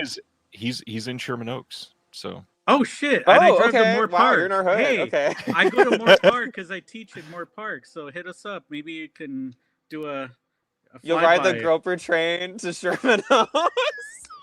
Well, there is a train that goes to Sherman Oaks, Dakota. He's got to go to Sherman Oaks to pick up the Groper train. Let's go to the next one. Coming soon on 4K, Blu-ray, and DVD over in the UK from Curzon Film is Alpha. This is the newest Julia Ducournau film, the one that did Titan and Raw, and I think one other film that I'm forgetting right now. But this is getting fairly middling reviews, sadly, which is kind of crazy that they're all like, yes, buy this film soon. And we got director and cast interviews, video essay, trailer, and more extras on here. Are you on the Julia Ducournau train? Yes. Good. I'll stream it first though before we buy it. Yes. Yeah, I wouldn't like go and buy this immediately, but we'll stream it. But yes, I did give Titan 5 stars. I love car sex. Great. Yeah. Car sex is great. I think what is it? What's the one I love, Dakota? Raw. No, oh yeah, Raw. Raw's very good. Yeah, I cried because I was like, so many hot French guys in this movie that deserve to be eaten. I mean, I will say it's not a spoiler, but in Titan, before the car sex, the car accident that happens like 3 minutes into the movie, one of the most like shocking car accidents on film. You are so not ready for that moment when it first happens, and they shot it very well. Yeah, love that movie. Yes, and Ronnie's saying the upside down spines on these releases drive her nuts. I agree. Why do they do that? They're backwards. I see it. Ooh, somebody's gonna get fired. Well, because they're quirky. They're not like other labels. Except the French. The French all do it for some reason. Hey, the next Severin title is the Bronson Lee Za Karate Collection. This is the worldwide Blu-ray premiere of 3 films from the Toei Company. This is going to have Za Karate or Bronson Lee Champion, Za Karate 2 and Za Karate 3. These are going to be on the second disc. Extras on everything. We got commentaries. We've got some featurettes, all kinds of stuff. Are you guys into martial arts at all? Yes. This looks like a fun release. Didn't we see one of them when we went to the Severin thing, Dakota? Maybe. Let's say. I feel like Crippled Masters played there. Oh, Triple Masters. Yes, that one played because we saw it like a 3 film. We watched one of the Bruce Lee ones. It was like a couple years ago. Yeah. Okay. I'm sorry. They kind of. Yeah. They do blend. I get it. Yeah, this release looks fun. Yeah, give me some martial arts. I'll watch it. It's fun. Just wait for Dakota to go to work. Yeah, makes sense. Yeah, pretty much. Next up, January 13th, Lionsgate putting out an Amazon exclusive 4K steelbook of Stephen King's 1408 from 2007. The big deal here is this will have the theatrical cut, which the old Blu-ray did not have. It just had the director's cut. This will have a 4K disc for the director's cut and a 4K disc for the theatrical cut. And then there's a third disc, which will be the director's cut on Blu-ray and some special features. It includes a new featurette on disc 1, which is Don't Enter 1408. So one new extra, but the big thing is an upgrade to a cut that we've not had in a long time. 1408. Either of you guys seen this? Into it? Not into it? I saw it a while. Like, what was it? Yeah. Someone's drooling. That's reassuring. I kind of remember it. Then I don't. Yeah. I love this movie. Okay. Ooh. Yeah, I really like this one. I'm eager to get this. My big thing, I saw many people shouting out that they said this cover looks like AI. And I just want to take this opportunity again to say, just because you don't like something does not make it AI. This is very clearly not AI.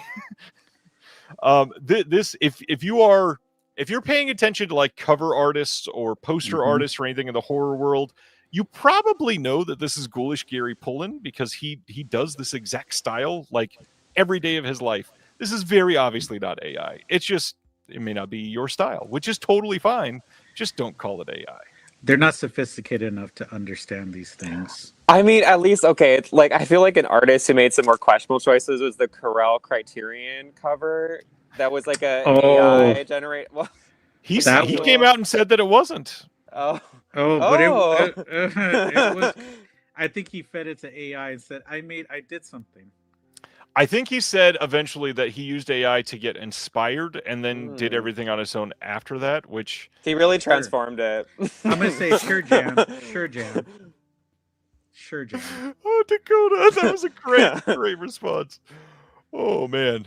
Anyways, let's keep going. Warner Archive on January 13th putting out a 4-film Blu-ray collection of Robert Taylor films. We've got Ivanhoe, we've got Devil's Doorway, The Last Hunt, and Westward the Women. The big thing to remind people is that they only do these 4-film collections after they've all been out on their own disc. So you are going to get 4 discs for this. It's not any new special features. It's just a bundling for you to save money. It's not a bad thing. If you don't have any of them, it's a great thing. If you have 3 of them, it's probably a little frustrating, but this isn't for you then. It's for other people that don't have any of them. The big thing, these usually, when each of these films come out, they're like $18 to $23. You can get all 4 of these right now in a bundle and pre-order this for less than $40. Oh, That's a steal if you want these. That's cool. And if you don't want these, you've got another option because they're also putting out a 4K collection. I'll come back to that one in just a minute because we got 2 other things to talk about. We got another one of those. But first, let's talk about Paul Thomas Anderson. Boogie Nights. We got some details. December 9th is when they are coming out with the 4K Steelbook and standard release of Boogie Nights. This will have HDR on the disc. This does have 2 new extras. It is the American Cinematheque panel on night 1 and night 2 when it was shown in LA, I believe, earlier this year. I think it was somewhere around the summer. The first night was Paul Thomas Anderson and John C. Reilly. The second night was just PTA. And lots of the extras are ported over here. I feel like they left 1 or 2 out, but I'd love to hear from you guys. PTA, are you into PTA? yeah, honestly, love it. Yeah. Kind of an interesting cover. They could have had more fun with it. Supposedly, PTA took this photo, and that's why it was selected. Oh, I'm gonna say this because I support this cover more than Dakota, and there's a big Wow. reason why. Do you notice it, Dakota? because it's holding a Polaroid. Exactly. Yeah. She's holding a SX70 land camera, so yes, I support all of this. Even shouting out the exact model. I love it. Wow. After PTA, another artist. I'd love to hear if you're familiar with this, Chris. December 9th, there's a Blu-ray and DVD coming from Magnolia of A Savage Art, the life and cartoons of Pat Oliphant. No, He familiar. is somebody that did political cartoons and really laid into, I believe it was Nixon when he got started. It says he was a giant slayer. Go ahead, Dakota. Yeah, we're familiar. You've seen this. I do. Yeah, I would know. it's like bread and butter political cartoons. Like we've also literally collaged this guy's work before, probably like with our kids. Yeah. Oh, okay. Sorry. Yeah, we've took a cut his moment. work up. Just kidding. Took a moment. Sorry. Well, and the hard part, Great work. a lot of the political artists and stuff, their names weren't always synonymous with their work, but you would know their style. Yes. Yes. So- Yes. He's really known for kind of his cross hatching and line work too. You'd be Yeah. familiar. So this is a documentary all about Pat Oliphant that just came out earlier this year. It's about his life and celebrated career, told in interviews with Pat, his family, friends, and colleagues, in archival footage, and featuring hundreds of his cartoons. Nice. And I am dying to see this. Yeah. Next up is I Swear, coming from Studio Canal on December 29th on a Blu-ray and DVD. This is the powerful true life story of Tourette syndrome campaigner John Davidson. In a funny and moving account of his experiences, the story follows John throughout his adolescence and early adulthood and explores what was a little known and entirely misunderstood condition in 1980s Britain. I've heard this is great, and I'm very curious to see it as somebody that does a lot with special needs. So, yeah. I Swear. Next up, Decal is releasing Satisfied from 2024 on December 16th on Blu-ray. This is about the Tony winner Renee Elise Goldsberry battling exhaustion, expectations, and the everyday chaos of motherhood after the whirlwind of Hamilton. It's a documentary on her role in the Broadway revolution and personal cost of making history. Cool. All right. Here is that other one I was talking about. Warner Archive 4-pack of James Stewart films. We got The Naked Spur, How the West Was Won, The Mortal Storm, and The Shop Around the Corner. Again, good deal if you don't have all of them. Frustrating deal if you've got 2 or 3. I totally get it. Next up, what are we really not going to do this? All right. They don't want I don't know you to what's going see on. it. This has never in my life been an issue. This is so weird. The brand new one from Osgood Perkins that just came out last year is coming out on Blu-ray, 4K, and DVD here soon. There's going to be a commentary with Osgood Perkins, a teaser, and a trailer, and that's it. Have you seen this one yet, either of you? No. What about any other Osgood Perkins films? The Monkey or Blackcoat's Daughter or... Can I say that I watched Longlegs without Dakota? What? What are you doing this? Like, I was curious, so I watched wow. Okay. Oh, that's hilarious. And did you like it? It was okay. Love that. I think Longlegs is his second best movie, so that's pretty Nice. telling. I mean, I'm curious to see the other films, but yeah, I was expecting more because of all the hype.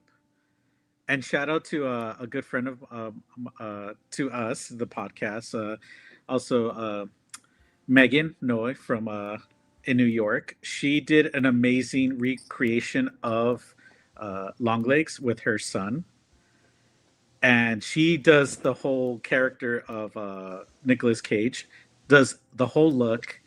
It's insane. And recently, she just did the That's new funny. Nosferatu. Nice. Very nice. No, nobody's gonna break up our marriage yet. It's an apartment wife. We're doing Apartment Wife. Well, actually, I have a true story about Apartment. I almost had that experience. I had that experience. I was home because Dakota works, so I was home because like some of my schedule's different. So I was apartment wifing it, and then we had like a neighbor who was like just being interesting. Let's just say. So there was opportunities like where it could have been an apartment wife. In Did she this not building. know? Oh, Anyways. he knew what he was. Oh, he knew. Okay. But then he just went off to Toei. Just kidding. He went off to Toei. But he did tell me I had a nice trash can. Yes, I'm gonna just say that. I'm just Wow. gonna say that. Hey, I don't care. I'm being honest and open about my crazy life over here. So Ooh. the final program. Yes, I just want to. That story was great. Yes, the next title coming from Severin as part of their Black Friday slate is a 4K release of the final program from 1973. This is the first time that the home video participation of a release of this film was including somebody that was involved in the film, and his name might be one of the reasons. His name is Michael Moorcock. This is supposedly great. It's a weird gem that needs to be celebrated, says Mondo Bizarro. On 4K for the first time. This is going to include a commentary with Andrew Nettie. He is the one that did the book with Sam Deegan recently. We got an archival audio commentary on here as well. And then on the Blu-ray, there is all kinds of new interviews, all kinds of conversations, all kinds of extras that look to make this a great release. I've never seen the final program, but I've heard this is great. Any thoughts from either of you? Never seen it either. Love the cover art. We'll watch Yeah. it. Yeah.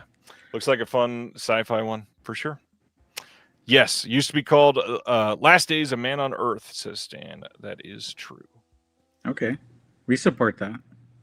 All right, and then just this morning, we got a few more announcements. February 16th, Eureka over in the UK is releasing Jacob the Liar from 1974. This is directed for DIFA, the production company over there. This is going to have a booklet with new writing on Jacob the Liar by Sebastian Heidatschk, author of the East German Cinema DIFA and Film History book. And this is going to be a 4K restoration. You've got a new interview with Jewish studies scholar Sue Weiss on Holocaust cinema, new visual essay by Mary Going on Jurek Becker and DIFA's adaptation of Jacob the Liar, and then a DIFA documentary on the story of Anne Frank. And everything I've heard is that this is incredible. Nice. Tyler's asking if I skipped a movie. Did I? Yes, you did. I was Oh. gonna say. How does he know?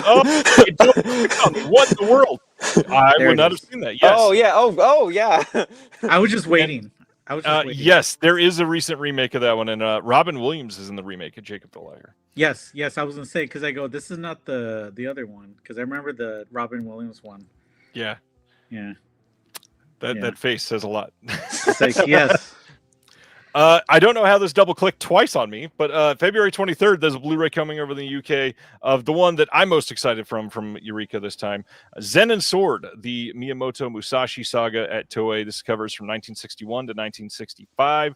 A swordsman, writer, and artist who lived between 1584 and 1645.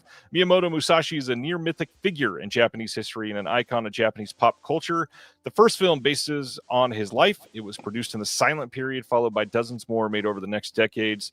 And we get a trilogy of films here. This is going to be a limited to 2,000 copies box set. You've got new art by John Dunn on this, which is great.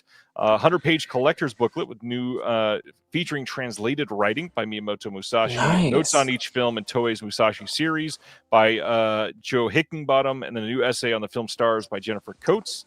There's going to be a new commentary by Jonathan Root, new commentary on the second film with Jasper Sharp. See, I started something. I've been planning on that all day. Oh my Day. god. New visual essay on Miyamoto Musashi in History and Pop Culture by Jonathan Clements. New appreciation of Miyamoto Musashi Saga by Tony Raines. New interview with Jennifer Coates on female representation in Toei's saga. Yes, this sounds incredible. Go Toei. Epic and Go stacked. Love it. Toei. Yes, cannot wait for that one. I will skip over Jacob the Liar and go straight to Trespasses. December 22nd, Blu-ray coming from Dazzler Media in the UK of Trespasses. This is a limited series starring Gillian Anderson or Gillian Anderson. I don't remember which way she pronounces it. This is a UK show, supposed to be good. Have not seen it. Tom Cullen in it, Lola Pettigrew. And yeah. That looks fun. Love it. And then I think this might be the last thing to discuss tonight. Target is having their buy two get one free sale this next week. Starts Sunday night. This is not the last one. I still got 4 more to cover. Sunday night at around 3 a.m. Eastern. These will start to go up for sale. And now some things to remember if you are into physical media. Buy online. They've got many of the boutiques for sale on their website. If you want, they do it right. So if you're going to buy 6 titles, they don't just take the 2 cheapest ones and make them free for you. They do every 3rd item is free, which is shockingly consumer friendly from a corporation. Usually it doesn't happen like that. And then the best way to utilize this deal, if you are after the best prices, is to go in quickly after the sale starts, because at that point, they usually make all physical media free, or buy 2 get 1 free. But this even covers pre-orders, which is where you save the most money, because they'll have pre-orders for a semi-decent price, but buy 2 get 1 free, which pre-orders usually are not discounted like that at all. So it's a big deal if you can get some of those quite cheap. And at this sale price, you can't really argue with good, 33% off of every title. That's a pretty decent price. All right. And then some big Golden Princess titles coming from Imprint on February 25th. We've got City on Fire coming on 4K Steelbook from Imprint in Australia that day. Pre-orders are going live tonight, probably in the next hour or so. You can start to order these. So I don't know the prices on these yet. They are likely going to be quite pricey. But this is the Chow Yun Fat film. This has already been released from Shout in the US. This has already been released from Arrow in the UK. This is now the 3rd release of this film worldwide, and I think there's going to be 1 or 2 more. Supposedly, the what are they called? The Masters in Italy are going to be putting many of them out. Maybe not this one, but many of them. And then Carlotta over in France is going to be releasing many of them as well. So no new special features from what I can tell. Everything has been on the Shout/Arrow releases, but they're going to be high quality. And this is if you're a Steelbook fan, this will have a Steelbook. How are you guys feeling about the Steelbook craze hitting physical media right now? I mean, I guess it's cool. I don't. So you're not a hater, but not passionate about them, I guess. It doesn't matter. I think as long as you get the restoration of whatever film is coming out on it, I think it's kind of cool. The hard part is usually they charge more for Steelbooks. Oh yeah. Oh, I'd rather just get a regular one if it would be $5 less. You know what? Yeah, because the Transformers movie was on. I had to I don't want that one. I wanted the regular one, but then I had to pay for the Steelbook, and of course it was more expensive. Yeah. Fucking bastard. Damn you, Paramount. Next up, we've got February 25th, 4K Steelbook from Imprint as well, of Peking Opera Blues from 1986. Again, I don't think anything here is new bonus feature-wise, but it is going to be a Steelbook in a hard box release. They do say more special features to be confirmed, so we'll see if they might be doing something new on it. In fact, was that also on City on Fire? It was not. So, hey, maybe Peking Opera Blues will get new extras. And then when they first announced these 3 titles, they said that they were coming as 4K Steelbooks, but this last one is actually being announced as a Blu-ray Steelbook, which frustrated some people. That is a Chinese Ghost Story trilogy, also coming on February 25th in a Steelbook. This is going to have, as far as I can tell, again, all the same extras. But yeah, good films. Glad they're coming out. Glad people have a chance to buy them in whichever company and format and all that you want. Good movies. Yeah. And then Severin putting up the announcement of the week for quite a few people that have been after hard-to-find, obscure pop culture. The Idiot Box from 1991 is coming to Blu-ray from Severin. This is all 6 episodes, plus the rarely seen best of that has interviews, outtakes, and the infamous short film Squeal of Death. For those that have never seen it, this is a film from the same guy that was behind Freaked that we just heard about, of course, Mr. Alex Winter. You know him from many other things. But yeah, we got some bonus features on here. We got conversations. We got interviews. We got lots of stuff going on. This came out fast. This was just revealed at their pop-up festival that they did like a month and a half ago, and it's already here, coming as part of Black Friday. So we'll see. Nice. That is it. I was just like, gonna keep on going. I'm like, be more if you want. no, I'm just saying. I'm ready. Let's do this. You're like, and just announced. I'm like, what? There probably has been 2 or 3 things announced since we went live. But just as a reminder for next week, in case you wanted to find out what was coming out next week, in case you forgot, Eyes Wide Shut 4K from Criterion is dropping next week. That's on a lot of people's list, of course. The Long Walk 4K coming from Lionsgate next week. Pride and Prejudice 4K, one that I have not seen in a very long time that I need to rewatch. Of course, all the VS stuff from last month is coming if you're wanting to get that from Amazon or other retailers. Ilsa, Harem Keeper of the Oil Sheiks is next week. Christopher, looking forward to that one. Yes. Bunch of Warner Archive stuff next week. Abbott and Costello Meet Frankenstein from Kino coming out on 4K next week. We've got, let's see, Dead Sleep Standard from Severin dropping next week as well. The Alec Guinness Masterpiece 4K box set. More of the Abbott and Costello films. We've got Meet Dr. Jekyll and Mr. Hyde, Meet the Invisible Man, and Meet the Mummy. Primitive War 4K from Goldwyn Films I've heard was pretty decent. I need to check that one out. Beastmaster 4K from Shout next week. And The Island Closest to Heaven, one to shout out from Cult Epics, another Nobuhiko Obayashi film, which is a beautifully shot movie. 11 Days, 11 Nights, Part 2 from 88 Films coming on 4K next week. And then French Noir Collection number 2 from Kino. Osato. Yeah, Morsato. The Happiness of the Katakuris. If you don't have the old Arrow Classic. you can get that Mike from Discotheque. Love that movie. Coyotes coming from Decal next week, which I've heard is okay-ish. Dakota, did you order the cat? What? Oh, should I? Yes, Okay. because it says the cat. Wow, that's it. That's Yeah, done. pretty much. Yes, it is a must. Have either of you seen The Cat? No, I heard about it. I'm excited. I heard many good things. It is a legendary movie. People are going to love it. The Roses coming next week from Fox and Disney. Bo Guest coming out next week. That is the 1926 Bo Guest. Bone Lake, which does not stand up to its marketing that they did. I wish that movie was a lot better. Eleanor the Great from this year, I will recommend for sure. Is Sony that Pictures Classics. It's great. June Squibb. Yeah, that's what it says. Jet June. Yeah, because Yep, I saw that her is other June. movie that came out, I think last year. That was great. I like that one. Yeah, it was a good one. Eleanor the Great, I might even like a little bit more. I got to be honest. Okay.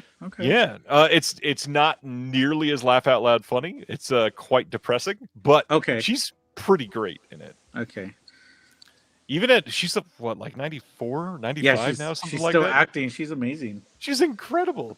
More from Discotheque next week. We got Android Cicator 01, Rockers 4K coming from MVD Rewind, Lurker from this year coming out from Mubi. I know Mubi is kind of icky for some people right now, but this movie Lurker, highly recommend. Check it on streaming, or if somebody else buys it, whatever, get a chance to watch it. It is such a good, like, awkward tension movie. Definitely worth your time. The Barbarians coming out from Kino next week. Xeno, which I've heard is pretty decent, also coming out next week. Gabby's Dollhouse, the movie, if anybody's into that. Some of these others that we talked about earlier, but that's pretty much it. It's a strong week. November, December, always huge for releases. Any of these that you guys have on the way or curious about? Oh, Camilla. Camilla. I remember Camilla. Yeah. I was looking.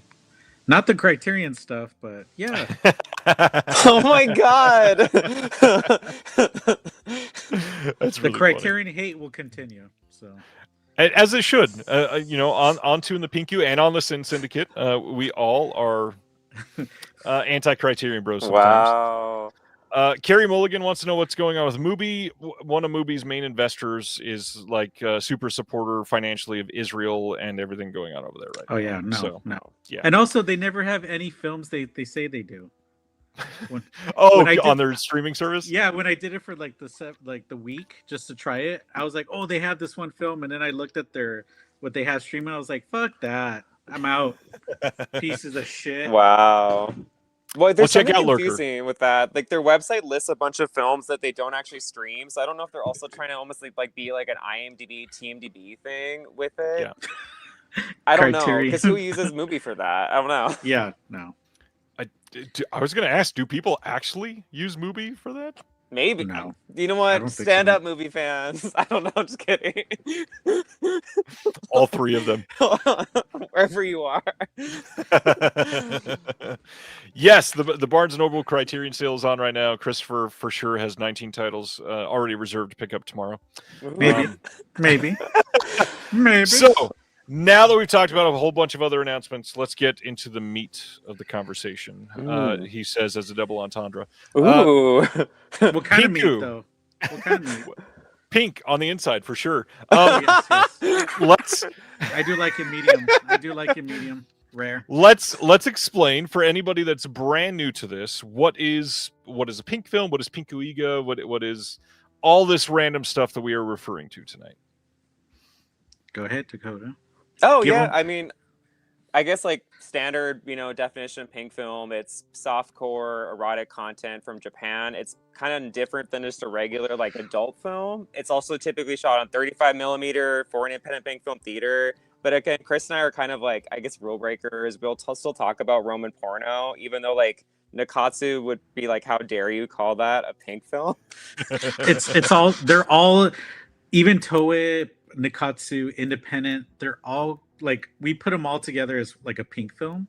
Even though like Nikatsu wants to say no, they're Roman porno. It's all the same. They do the same tropes. But There's also the same- Toei did like buy straight up regular independent pink film to release. That's like even more low budget than what Nakatsu did. So I'm like, it's part of their history. Like the recent Distorted Sense of Touch that Sato had a restoration of Japan. That's a Toei film. Mm-hmm. Yeah. I Go don't think I Sato. knew Toei was attached to that. Nice. And so the podcast, before we dive into this genre, Two in the Pinku is the podcast that you guys are on that is incredible. What can people expect to hear on the show? us just like kind of complaining, gushing, loving. A marriage in crisis. I just kidding. It's pretty much American Crisis. So I think that's what if you're looking for that, just go ahead and listen. Do not listen to the first episode because that one was a struggle bus for us. It's We It's were not as gonna good as the rest. I improve. get it. Yeah. Oh my god. It was a as hard Dakota said one. earlier, people improve. We literally we hit improved. play in front of a computer together with no mic. Yeah, we did. We learned. Yeah, I think also just us, just kind of really also, we wanted to talk about films that we knew that like other people who are into the genre wouldn't talk about because they want to stay to the more popular stuff. So, because we tend to watch like more of the gutter trash of like pink film, and we love to gush about it. Right. And we also like to talk about ones that we just didn't like. We're like, oh, we We typically like them. They're great day movies. They could be. I mean, They could be. They Yeah. could be, depending on which one you're talking about. That's true. I see you. I see And- you. What you're thinking about. Based on that, what types of pink film are there? What other than just the softcore element, what can people expect to see in this? Because obviously, kindness, right? In most of these movies. Kindness. Yeah. Yeah. Love and acceptance. A lot of love. What can we say? Because like, Oh, Yeah. I mean, I guess it could be anything as long as that's sex too. The biggest, most popular thing is comedies, like Shintoho, who I guess is now probably gonna have a resurgence with the Sato titles and Vinegar Syndrome. Like they're really known for the Groper Train. So Mhm. it's probably a series of over 200 films that they did. It's none of the plots relate. People ride the train. They might be off the train. They're gonna get groped on the train. There might be time travel. Why not? Yes. It's like what I say about the groper trains is like to grope or to be groped, or at the same time. That's true. That's a groper train.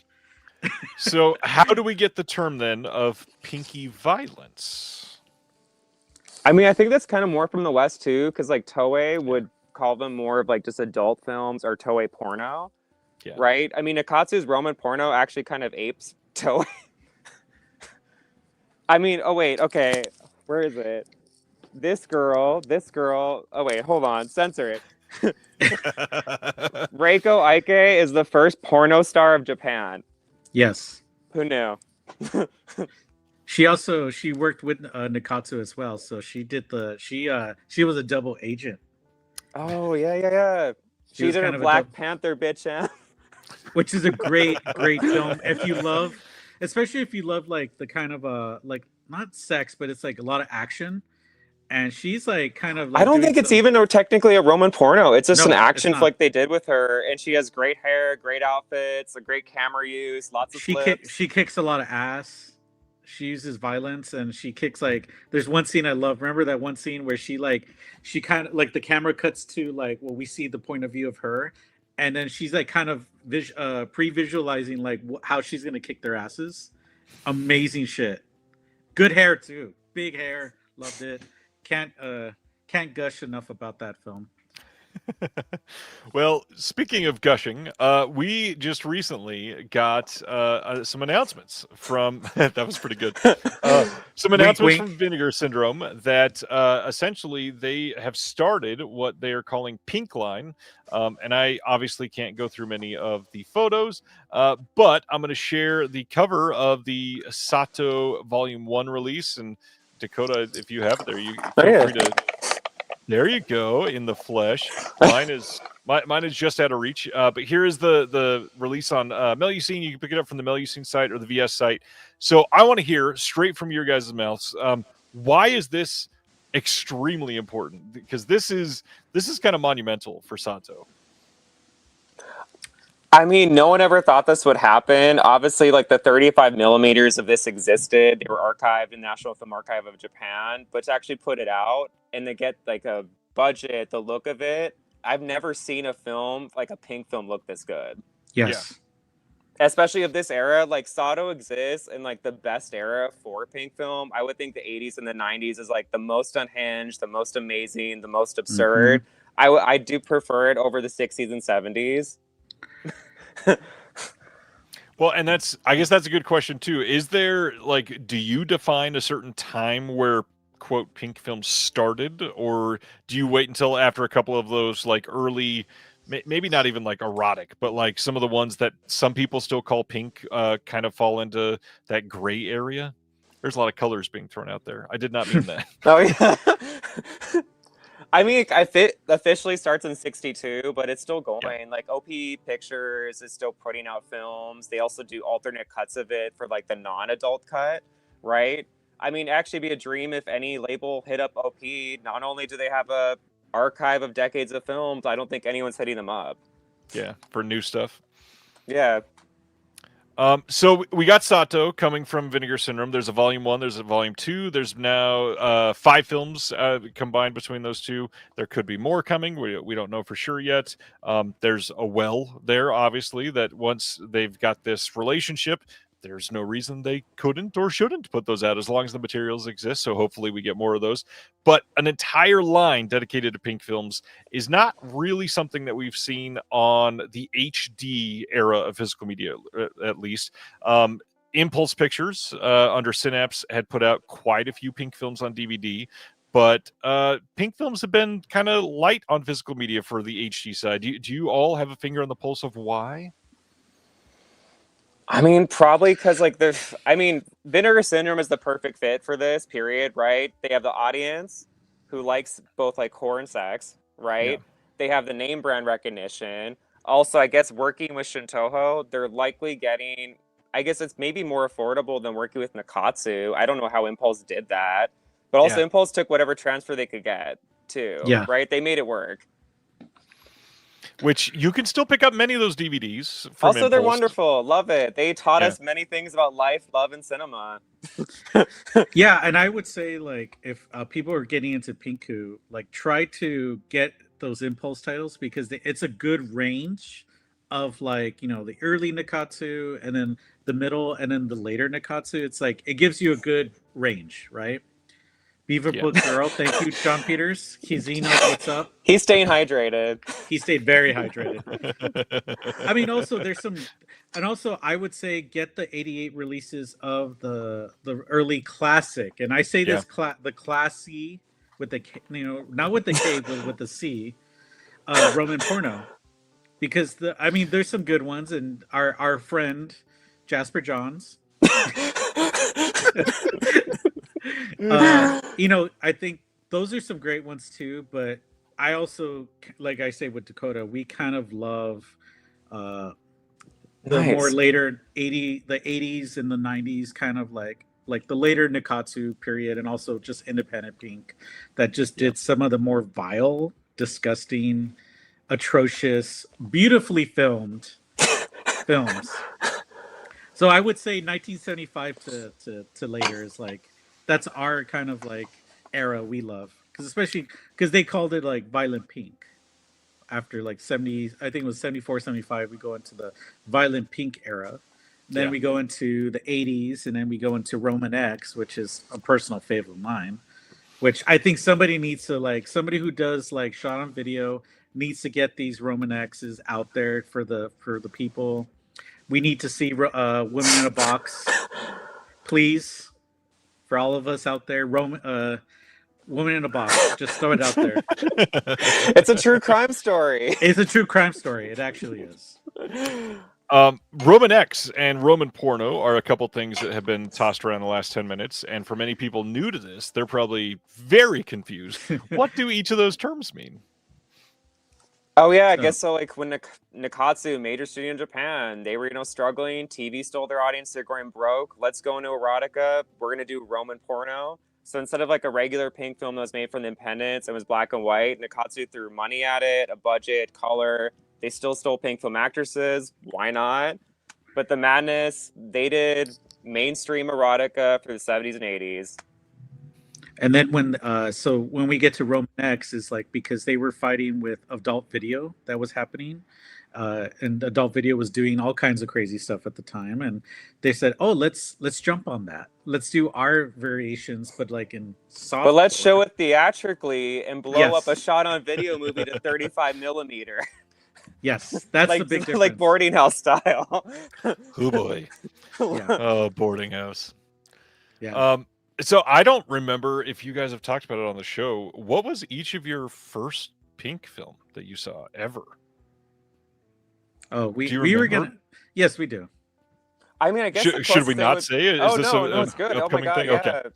No, it's already out. I mean, it was probably, I guess, like Pink adjacent, right? I mean, not technically a Pink film because it's from to mainstream Toei, but yeah, Haunted Turkish Bathhouse changed our lives. It started something in my pants. Naomi Tani is an icon. We love your films. Yep. Thank you. You guided us in the madness. You guided us in Nakatsu and Independent. Love your work. Also, she's done a few movies for Shintoho. Vinegar Syndrome, hit that up. Mm-hmm. So that was our first gateway, and then it just started going downhill from there. Yeah, makes sense. Got one big fan of a Haunted Turkish Bathhouse from Brendan. On that note, what is the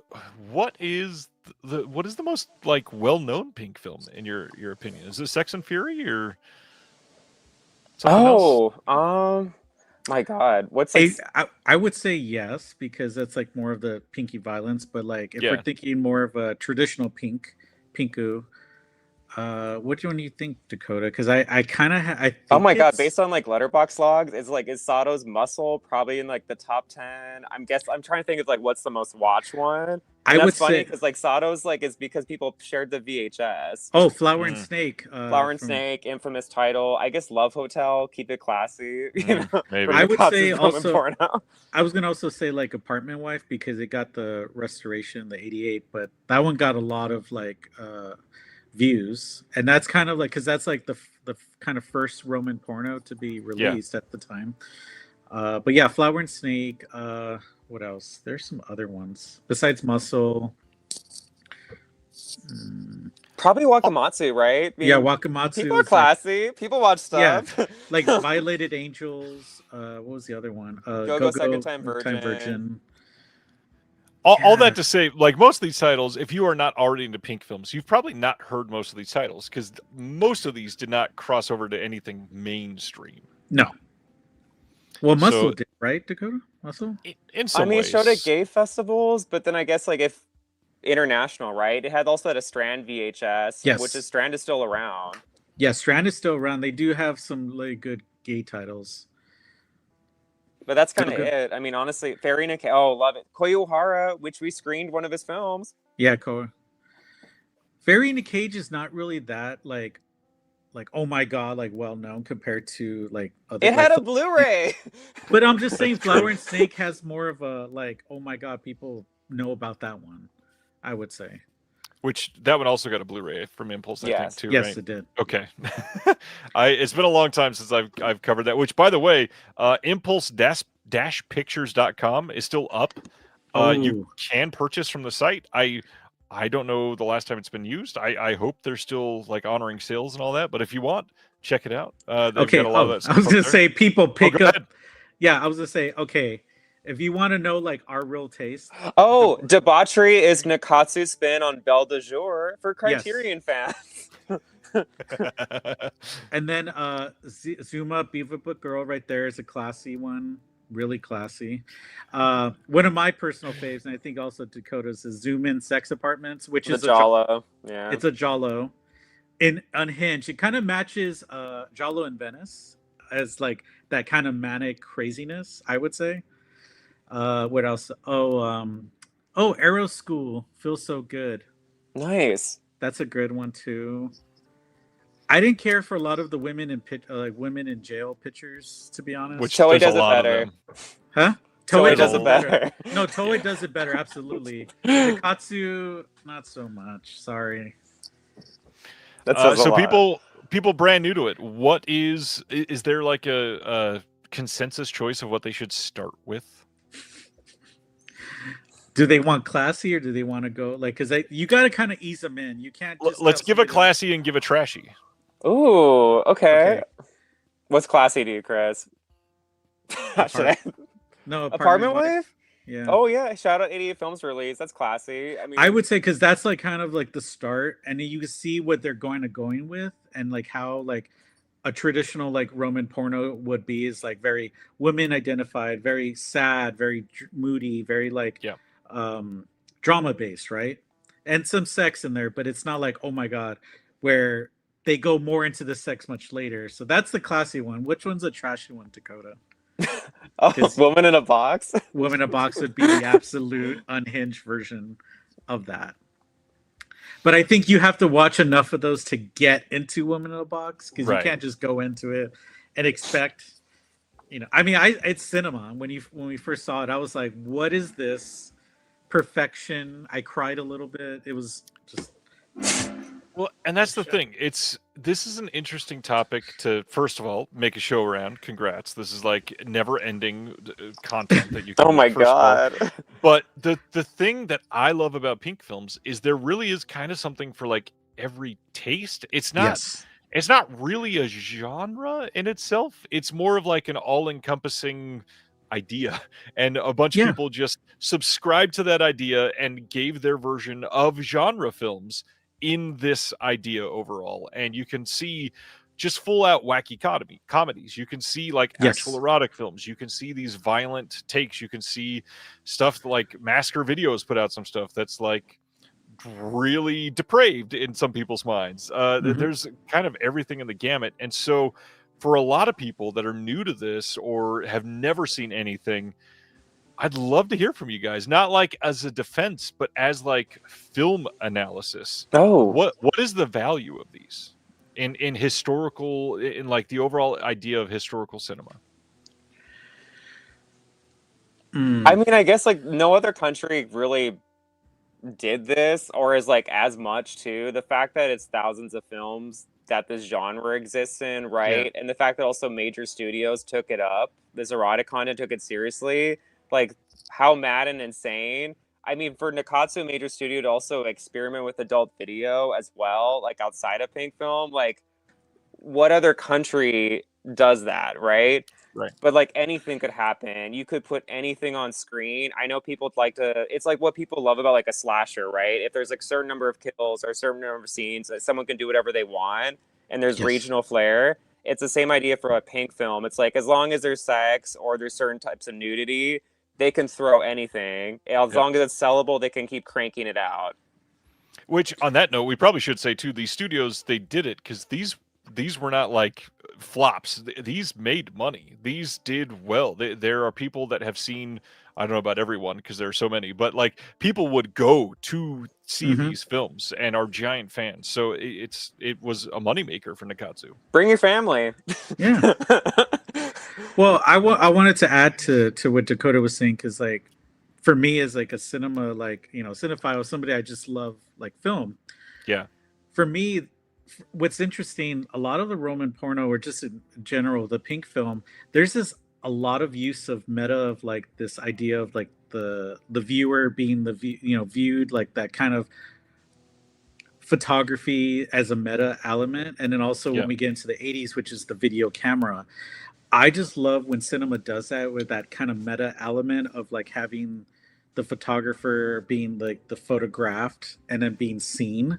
Yep. Which is like also the gaze is really fascinating because it's not necessarily a male point of view. It's, even though it's like directed by mostly men, it's very women identified.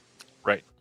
Where you don't see that in like an American like kind of erotica. It's mostly done, you know, in a different way. I think with these films, to me, and this is just my opinion, it's just more of like we see these women, whether if it's like violent or not, it's like these sexual awakenings, which they're kind of like Lifetime movies. They're Lifetime. It's like a precursor to Lifetime, I would say, right? Even though Lifetime is like really bad now. Go to Tubi if you want to watch. But then Lifetime's also good sometimes. Sometimes, no, not all the time. You go to Tubi more. The judging look in Chris's eyes right when you said that. Oh, that was great. No, Tubi's been better, especially with like black cinema. Yeah. Tubi has some. But then they're also making movies for Lifetime now. They're selling the same product. True. Give me more of my the wrong series with Vivica A. Fox. That's like a shout out. That's like cinema to me. It's good and then sometimes bad. There was only one film from that series that I rated Lifetime with enemas. They would never. And also see you next week. Also, Gentry. He's scared to watch a certain film with enemas. Wow. And he knows what I'm talking about. Called out. Fight me if it is. No, I'm just kidding. Which I do want to shout out for Gentry and Casey real quick too, just as a wonderful horny book ending. We've got two in the Pinku this month in January. Casey and Gentry are both going to be on an episode, and we're going to talk about sexploitation and do this for the current state of the adult industry overall. Yes. Nice. Yes, they're important people too. You know, just because I think it's interesting that we linked up because, like, you know, we both like it's kind of like not the same genre, but then it is. It's the same genre. It also like evolved off of each other in the 60s, where it's like Japan was importing sexploitation. Like Russ Meyer had films play in Japan, right? Yes, it's Woot! Yeah. Woot! No, he has to do that with an accent because you know you both are from the same area. Oh yeah. There you go. Oh, you betcha. Oh yeah, watching that pink film. The wink with it. There's a question from Simner. Do you feel being a queer film critic gives you somewhat of a buffer when it comes to stuff like Pinku, whereas many straight male critics would be seen possibly in a harsher light for focusing on like the extreme cinema? Oh yeah, Great question. Great question. I think so. Yes. Great question. Oh, I What mean, answer? also, I don't Yes. think other queer people are like liking this stuff that much. Okay. I mean, they are, but it's Well, like, we should talk. There's gay pink films Yeah, too. there are, That hasn't there been are, brought up yeah. at all. Yeah, no, because I think for us, because yeah, it's kind of like a little specialty, but at the same time, I notice like especially when you see like straight guys. I'm gonna say it this way because I've seen straight guys that are not critics, but like straight guys on Letterbox who watch a pink film and they say the more derogatory kind of stuff. They're like, oh, like Yikes. this one. I'm just gonna say, I'm not gonna say who the person was when he was like, I'm oh, trying to wow. guess. Okay. Dakota knows when he's like, Wow. Asian girl's so fine. I And I don't was follow like- him. No, I do. No, but it was like it was like absolutely disgusting because I'm like, you don't see like the actual like what the movie was really about, this and that. He Right. was just like, because I think he probably jerked off to it or something. But But also, that's what kept these movies funded. I mean, okay, Well, if yeah. straight guys are this weird, I'm like, love it. You made great movies. Thank you for that. but at the same time, it's like if it's a straight, I don't like it when straight guys get too harsh on some of these films. Right. Because I see it also like when the straight guys watch a gay pink film and then they're like, oh my god, I can't handle it or something. But they It's do just cry like- over muscle. which is very surprising to me. Very surprising. I'm betting most of them won't even put on many of the gay pink films. No, absolutely not. But like they do cry over muscle, which is That- But I think It That kind of needs a giant transcends, release though. button. Yeah. it transcends like what we think of gay pink film because there's gay pink films that are like straight up like I don't a remember. Does anyone lick underwear in muscle? Like, I feel like they just did sadist stuff to each other. I mean, correct me in the comments, but like, no, they didn't because remember the scene where he's like kind of flexing with the news. but even when they're together, magazine. it's like tied up and cutting and rubbing, right? Do they? Yeah, lick? they don't lick. No, Or do they no. don't do as much? No, they don't lick because other films they do licking. There's more licking. Yeah. Yes.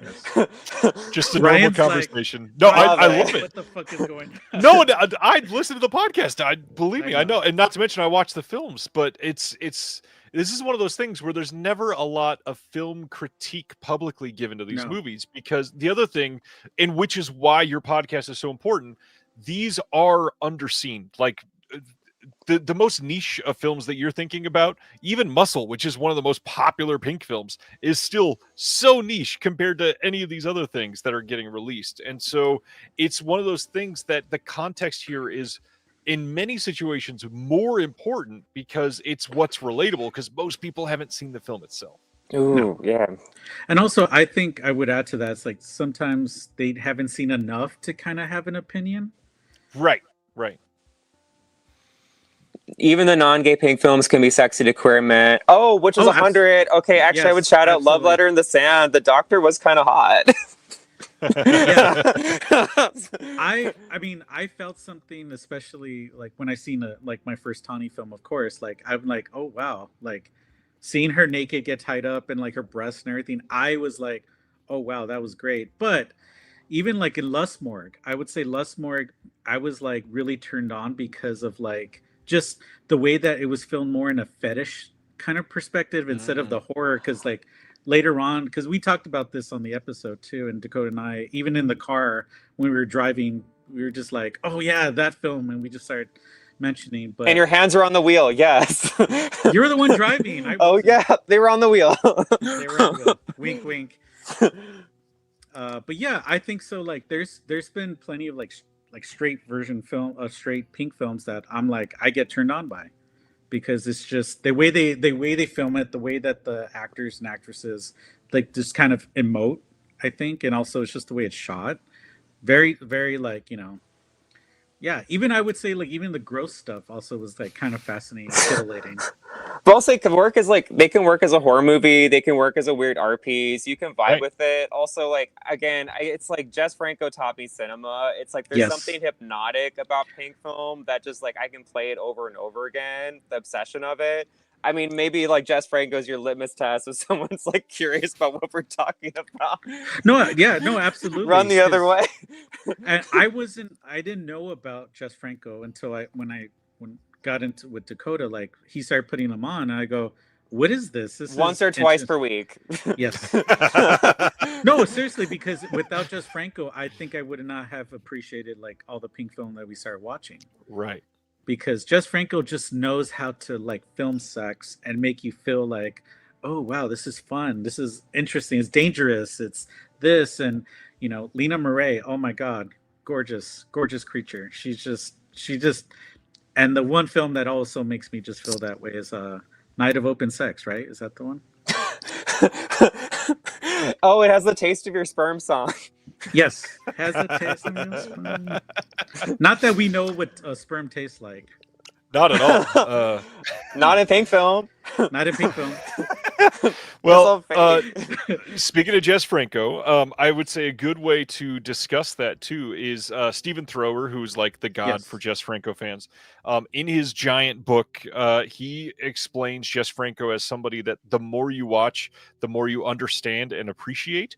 And I think Pink film is like the perfect Yes. way to view that, because Dakota, you've said many times that you've seen like what 600 plus of these at this point. Who's counting? By 3, you might not be fascinated with the genre, you might be intrigued. I think you're probably betrayed by that point. But like, number 50, you're like all in, of course. Yeah. So I would say like number 10. Once you get into 10 of these, you'll start getting more hooked, I think. And I'd say the same is true with Franco. I mean, the Yeah. first couple that I saw was like, this guy is awful. Like, he doesn't know how to write a plot. This is, what are we doing? And then you watch 10 more and you go, there's no plot. This is awesome. That's what a Pink film is too. There's mostly Yeah. sometimes no plot, but then you're just like vibing and going off and like, oh, okay. And then at the end, you're like, oh, that just happened. All right, cool. On to the next one. Yeah.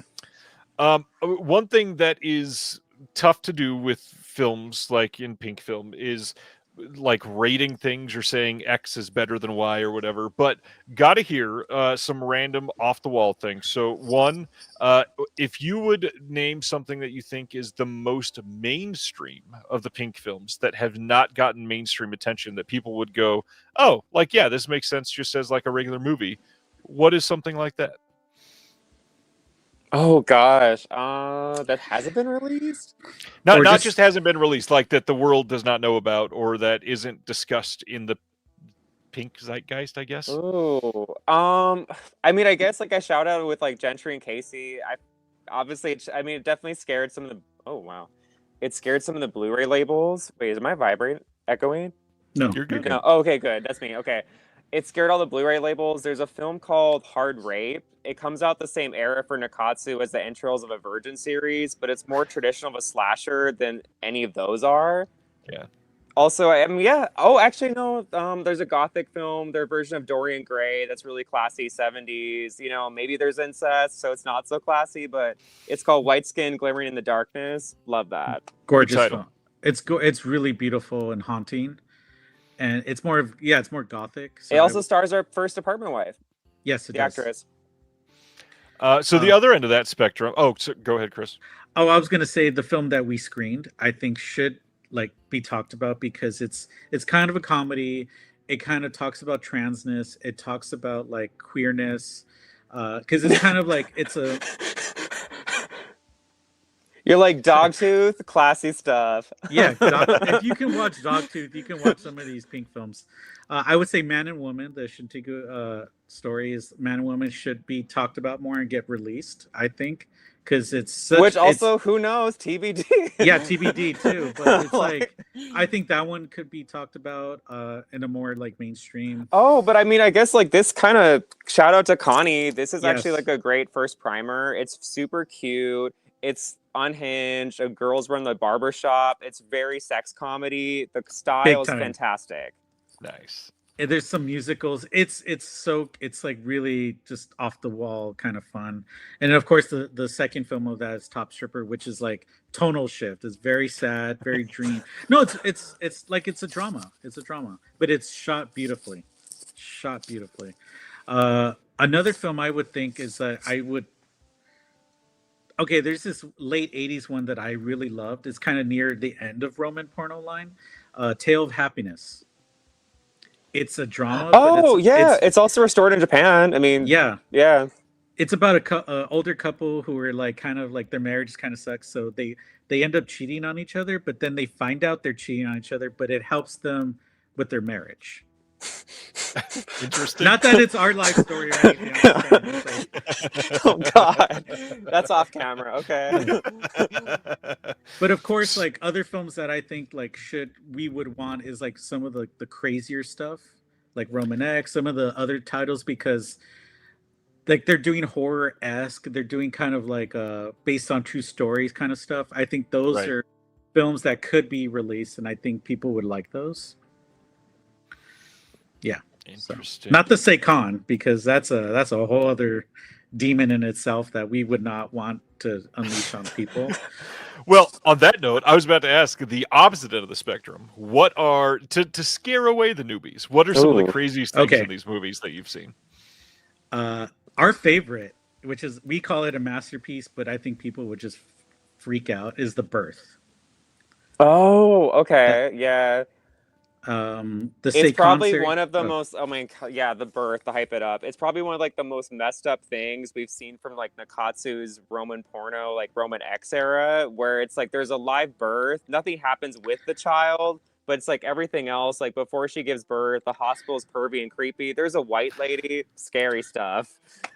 yeah, the pregnant woman, like all what happens is she just has sex on camera. That's it. But She then needed to pay for the healthcare. I don't know. It was she relatable. She gives birth, but it's just like I think it's a C-section, but she just gives birth and that's it. But the music makes it feel like a snuff film. It's so weird. And then of course the doctors are all doing pervy stuff to different women who are supposedly giving consent to being violated, but it's kind of like on the line of what's happening. But then they also look into the camera multiple They look into the camera times. too, so they're kind of like passed out, but it's like wink, wink. The Seikon trilogy is unhinged, and I think a lot of people would not handle that, except for Right. one of a shout out to a friend of ours, Harrison, who's probably listening. I let him watch one of the Seikon. It was his birthday present. Let's just say that. Oh my God. So yeah, so shout out to that one. What are some other ones, Dakota, that I think would be hard for people to any Pink films too. I love Any seeing other- kind of which like Sato ones freak people out. I guess the new Ooh. set. Overall it's a lot of love. But yeah, it's always fun to see like more polarizing reactions, right? because we saw some of those on Letterboxd that some people It's been couldn't pretty handle. good. Yeah. I watched Right Rose Campus for the first time.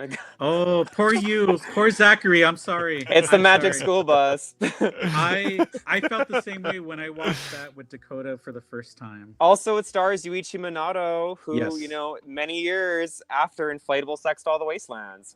Yes. Many Long years. time after. Yeah, that's a film that also I would not want anybody to watch yet until you watch enough Pink film. You know what? Why not throw that on? I know we were thinking about rewatching it for an episode later because I'm like, I don't know if I want to go down that bus ride. I don't know. It's so fucking crazy. What's some other ones too? Other than just titles, what makes these crazy? Why are these Ooh. like what Okay. scenes are in these that are insane? White Rose Campus is all about assault on a bus and a hotel. That's just the premise. That's all I'm gonna say. Everyone gets assaulted. Also, the actor Everybody- Yuichi Minato is known for assaulting in his movies. Like, that's his character role. He even made a song about assault. You know, why not? Google that later. Enemas are nasty. Like, you'll see, I guess, like the shot on video stuff too. It's like you'll see sometimes like the limits of like as long as something is censored with the genitals, they'll do everything else. Yes. Like, and I'm going to say this: like, watching films that have incest are nothing compared to like the ones of like more extreme bondage stuff, where they have no limits. Firecrackers sometimes, some eels. What was the other one? It was where they buried her. Oh, that was kind of peaceful. That was very, you know, magical. Yeah, it was magical. Spiritual. Also, I think like I would say if anybody in here who watches like the Wave videos, I think They could could vibe with appreciate it. they could vibe with the more later Roman X kind of. Interesting. Yes, because they feel the same, but then Wave has no budget. Right. Whereas She came on the bus. yeah, pretty much. Literally. Oh, that's hilarious.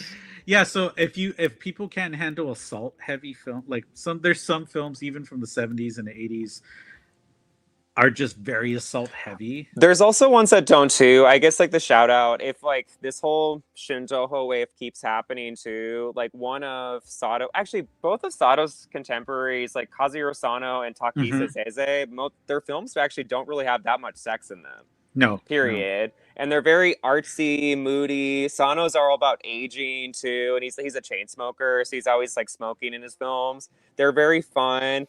Zeze went mainstream, but his are like art collages. You could get more non-sensational films from this era going ahead. Also, there's a lot of comedies, light, easy stuff. It doesn't have to scare people, but it could. Yeah, Right. I think I like those comedies too because I'm hoping there's like the Pink line or even like Katsu or anything like they release some of like the Pink the fun one like the nurse ones, the doctor nurse ones are always unhinged but in a fun, playful way. They're just really funny. Like sex gets really ridiculous, and those are like fun to watch. I think those could be really good to kind of get yourself into more sex comedy. I think. You know, one thing I don't remember being covered on the podcast too much is you guys talk about what happens in Japan for the release of these films a lot, but I don't know the history of how many of them got to the Western world, like originally. When did they first get popular, or popular said in quotes, because obviously they've never been popular here, but how did they first get known here at all? I mean, it's crazy. I guess, like, shout out to the Sin Syndicate, too. There's only a string of stuff that got sexploitation releases back in the 60s or even 70s. Other than that, there's very few that crossed over internationally, like Deep Throat in Tokyo, just based off of the name. Tokyo Manuel, too, like, based off the name. It's weird. The gay stuff hitting the gay circuit internationally in the 90s probably was, like, what people could see of a Pink film, period. Right? So Sato's Muscle, that's why it has more watches. Also, just I guess shout out to our friends in the V-Cinema Discord too for, making archiving and making things accessible. The letterbox culture is probably what's really changed all of this, like making people watch it, period. Good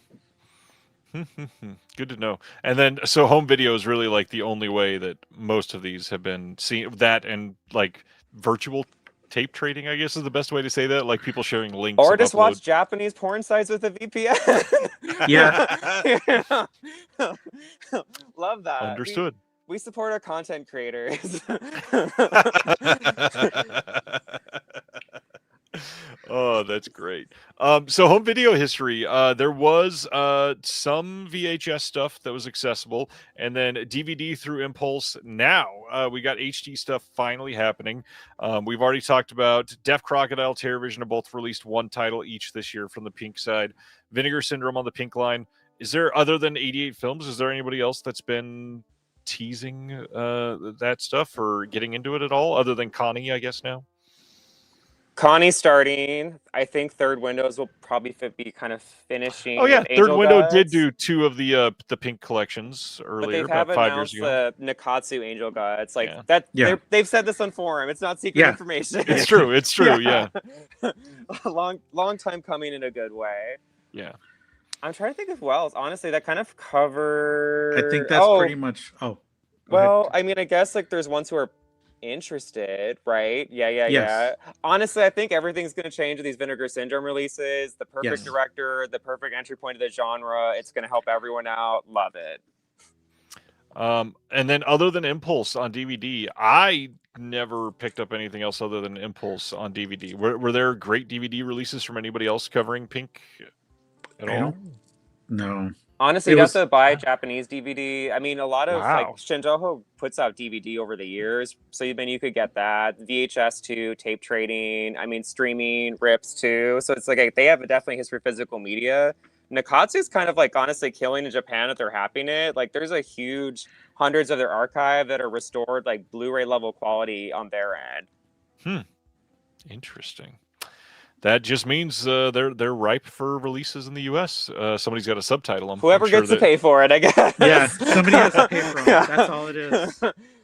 Well, and that's the hard part here that we're kind of like tiptoeing around a little bit is these historically don't sell all that well, which when something doesn't sell super well, that means they don't get more releases of other titles. And so quite often, like TerraVision put out Gushing Prayer, they probably won't put out another Pink film because it did not sell like gangbusters, unfortunately. So I mean, support them. I would say like support that, but also at the same time, it's like sometimes you gotta like take a risk and try. But this also is a great Pink film. I'm just saying they gotta try some different stuff. I agree. Yeah, it was a good release, and it looked good, and what they did with it is really important. So also gave it a lot of love too. Yeah. Love the design on it. It's also, I mean, I guess too, it's like it is a very serious, very I guess like didactic conceptual one too. There's not like a horror element to it, right? It's also one of those things where it's tough to put out one and say it didn't work, so we're done. You really got to do a few and see if your audience buys into it at that point. Or I would say like try. I don't know who could do it, but try a box set of things, maybe of different films that could also kind of test the waters. But again, that's like it just takes certain people to do that to see, oh, maybe we could do a box set of films, or instead of just doing one release, maybe do give us some Masaru Kanuma from Nakatsu on Blu-ray. Give us some BDSM. Give us Kanuma, or also like Assault Jack the Ripper. Give more Violent Pang too. Like they could kind of go in those directions. Yeah. Well, and there's a shout out. Mondo Macabro did a couple on DVD as well. Nice. Yes. But yeah, where's Groper Train Collection Volume 1 of 37? I mean, seriously. We're hoping because, like, again, it's like those would be easy to release because, again, like they have the rights. There's so many they could pick from the Groper trains that are. I mean, really the 35 millimeter of a lot of those films exists. They also would have the Sachi Amano Groper trains. So you have a woman director. Hers are really funny, right? That'd be fun. Again, they could go absurd, right? But who knows? Stay tuned. Yeah, we don't. We support public transportation. Yes. Even if it time travels anywhere, we're on that. We're gonna go on it. Interesting. And that's the thing. There are sci-fi time travel Pink films, lots of them. Yeah. Yes, there is. Why not throw some ninjas in? Just for fun. Just for funsies. All right, Pink. Like, is there anything else that we haven't covered? I guess big directors other than Sato. Who else should people look into that have like prolific careers? Kanuma. I mean, yeah, if you want to watch Nakatsu, obviously go with Kanuma. King of Nakatsu, our favorite director, right? We wish that he was getting some of the love that Noboru Tanaka was getting on the recent Blu-ray releases. But also, that's not a hatred. They came up together. But yeah, give us more Kanuma. Give us more Naomi Tani. I would say also, obviously, Koji Wakamatsu. Yes. I would say Ohara too. Get some more Ohara films out there because he just knew how to film. He knew how to like light and make color like appear. I would say like he's like kind of like a Pedro Amador kind of like director that has like the use of color is so beautiful and vibrant. That's like a kind of a gateway you could say too. With some other directors too. There's some like Sachi Amano. We need some more female directors, especially her. But she also can go pretty nasty. She gets nasty in some of them, but she does her version of the Texas Chainsaw Massacre that's called Drifting into Chaos. Oh, that one was wild. It was wild. I have to see that. Classy stuff. It's very classy. I love it. Yeah. Anything else that we should cover for Pink? Because this feels like a pretty good primer. Yeah, honestly, just kind of go anywhere to bounce around. If you don't like something, watch a different director, have kind of vibe with it, go into a comedy. Again, doesn't have to be hard. Also, if you don't like it, move on. That's it. Yeah. Yeah. If you don't like it, there's 27 other styles that you can choose from. Yes. Or go to Criterion. Wow. Watching the Realm of Senses, yes. Which is produced by Koji Wakamatsu. Like, Yes. yeah. I adore it. So yes, obviously go subscribe to Two in the Pinku if you haven't. Which, if you haven't, what are you doing? Because it's incredible. You guys genuinely doing amazing work in every episode. It is entertaining. It is smart. It is well researched. It is good. I am dying to hear your commentary on Sex and Fury. I probably should have ordered from Terracotta, but now I can't. So I will wait to get the next order. It's okay. I'm waiting to hear our commentary too. Because sometimes, like I tell you, we just record it. We just press like record, and then we're like, okay, we're done. I don't remember anything I said. All I remember was I referenced that Nakatsu and Toei were like WWF and WCW. Oh my god.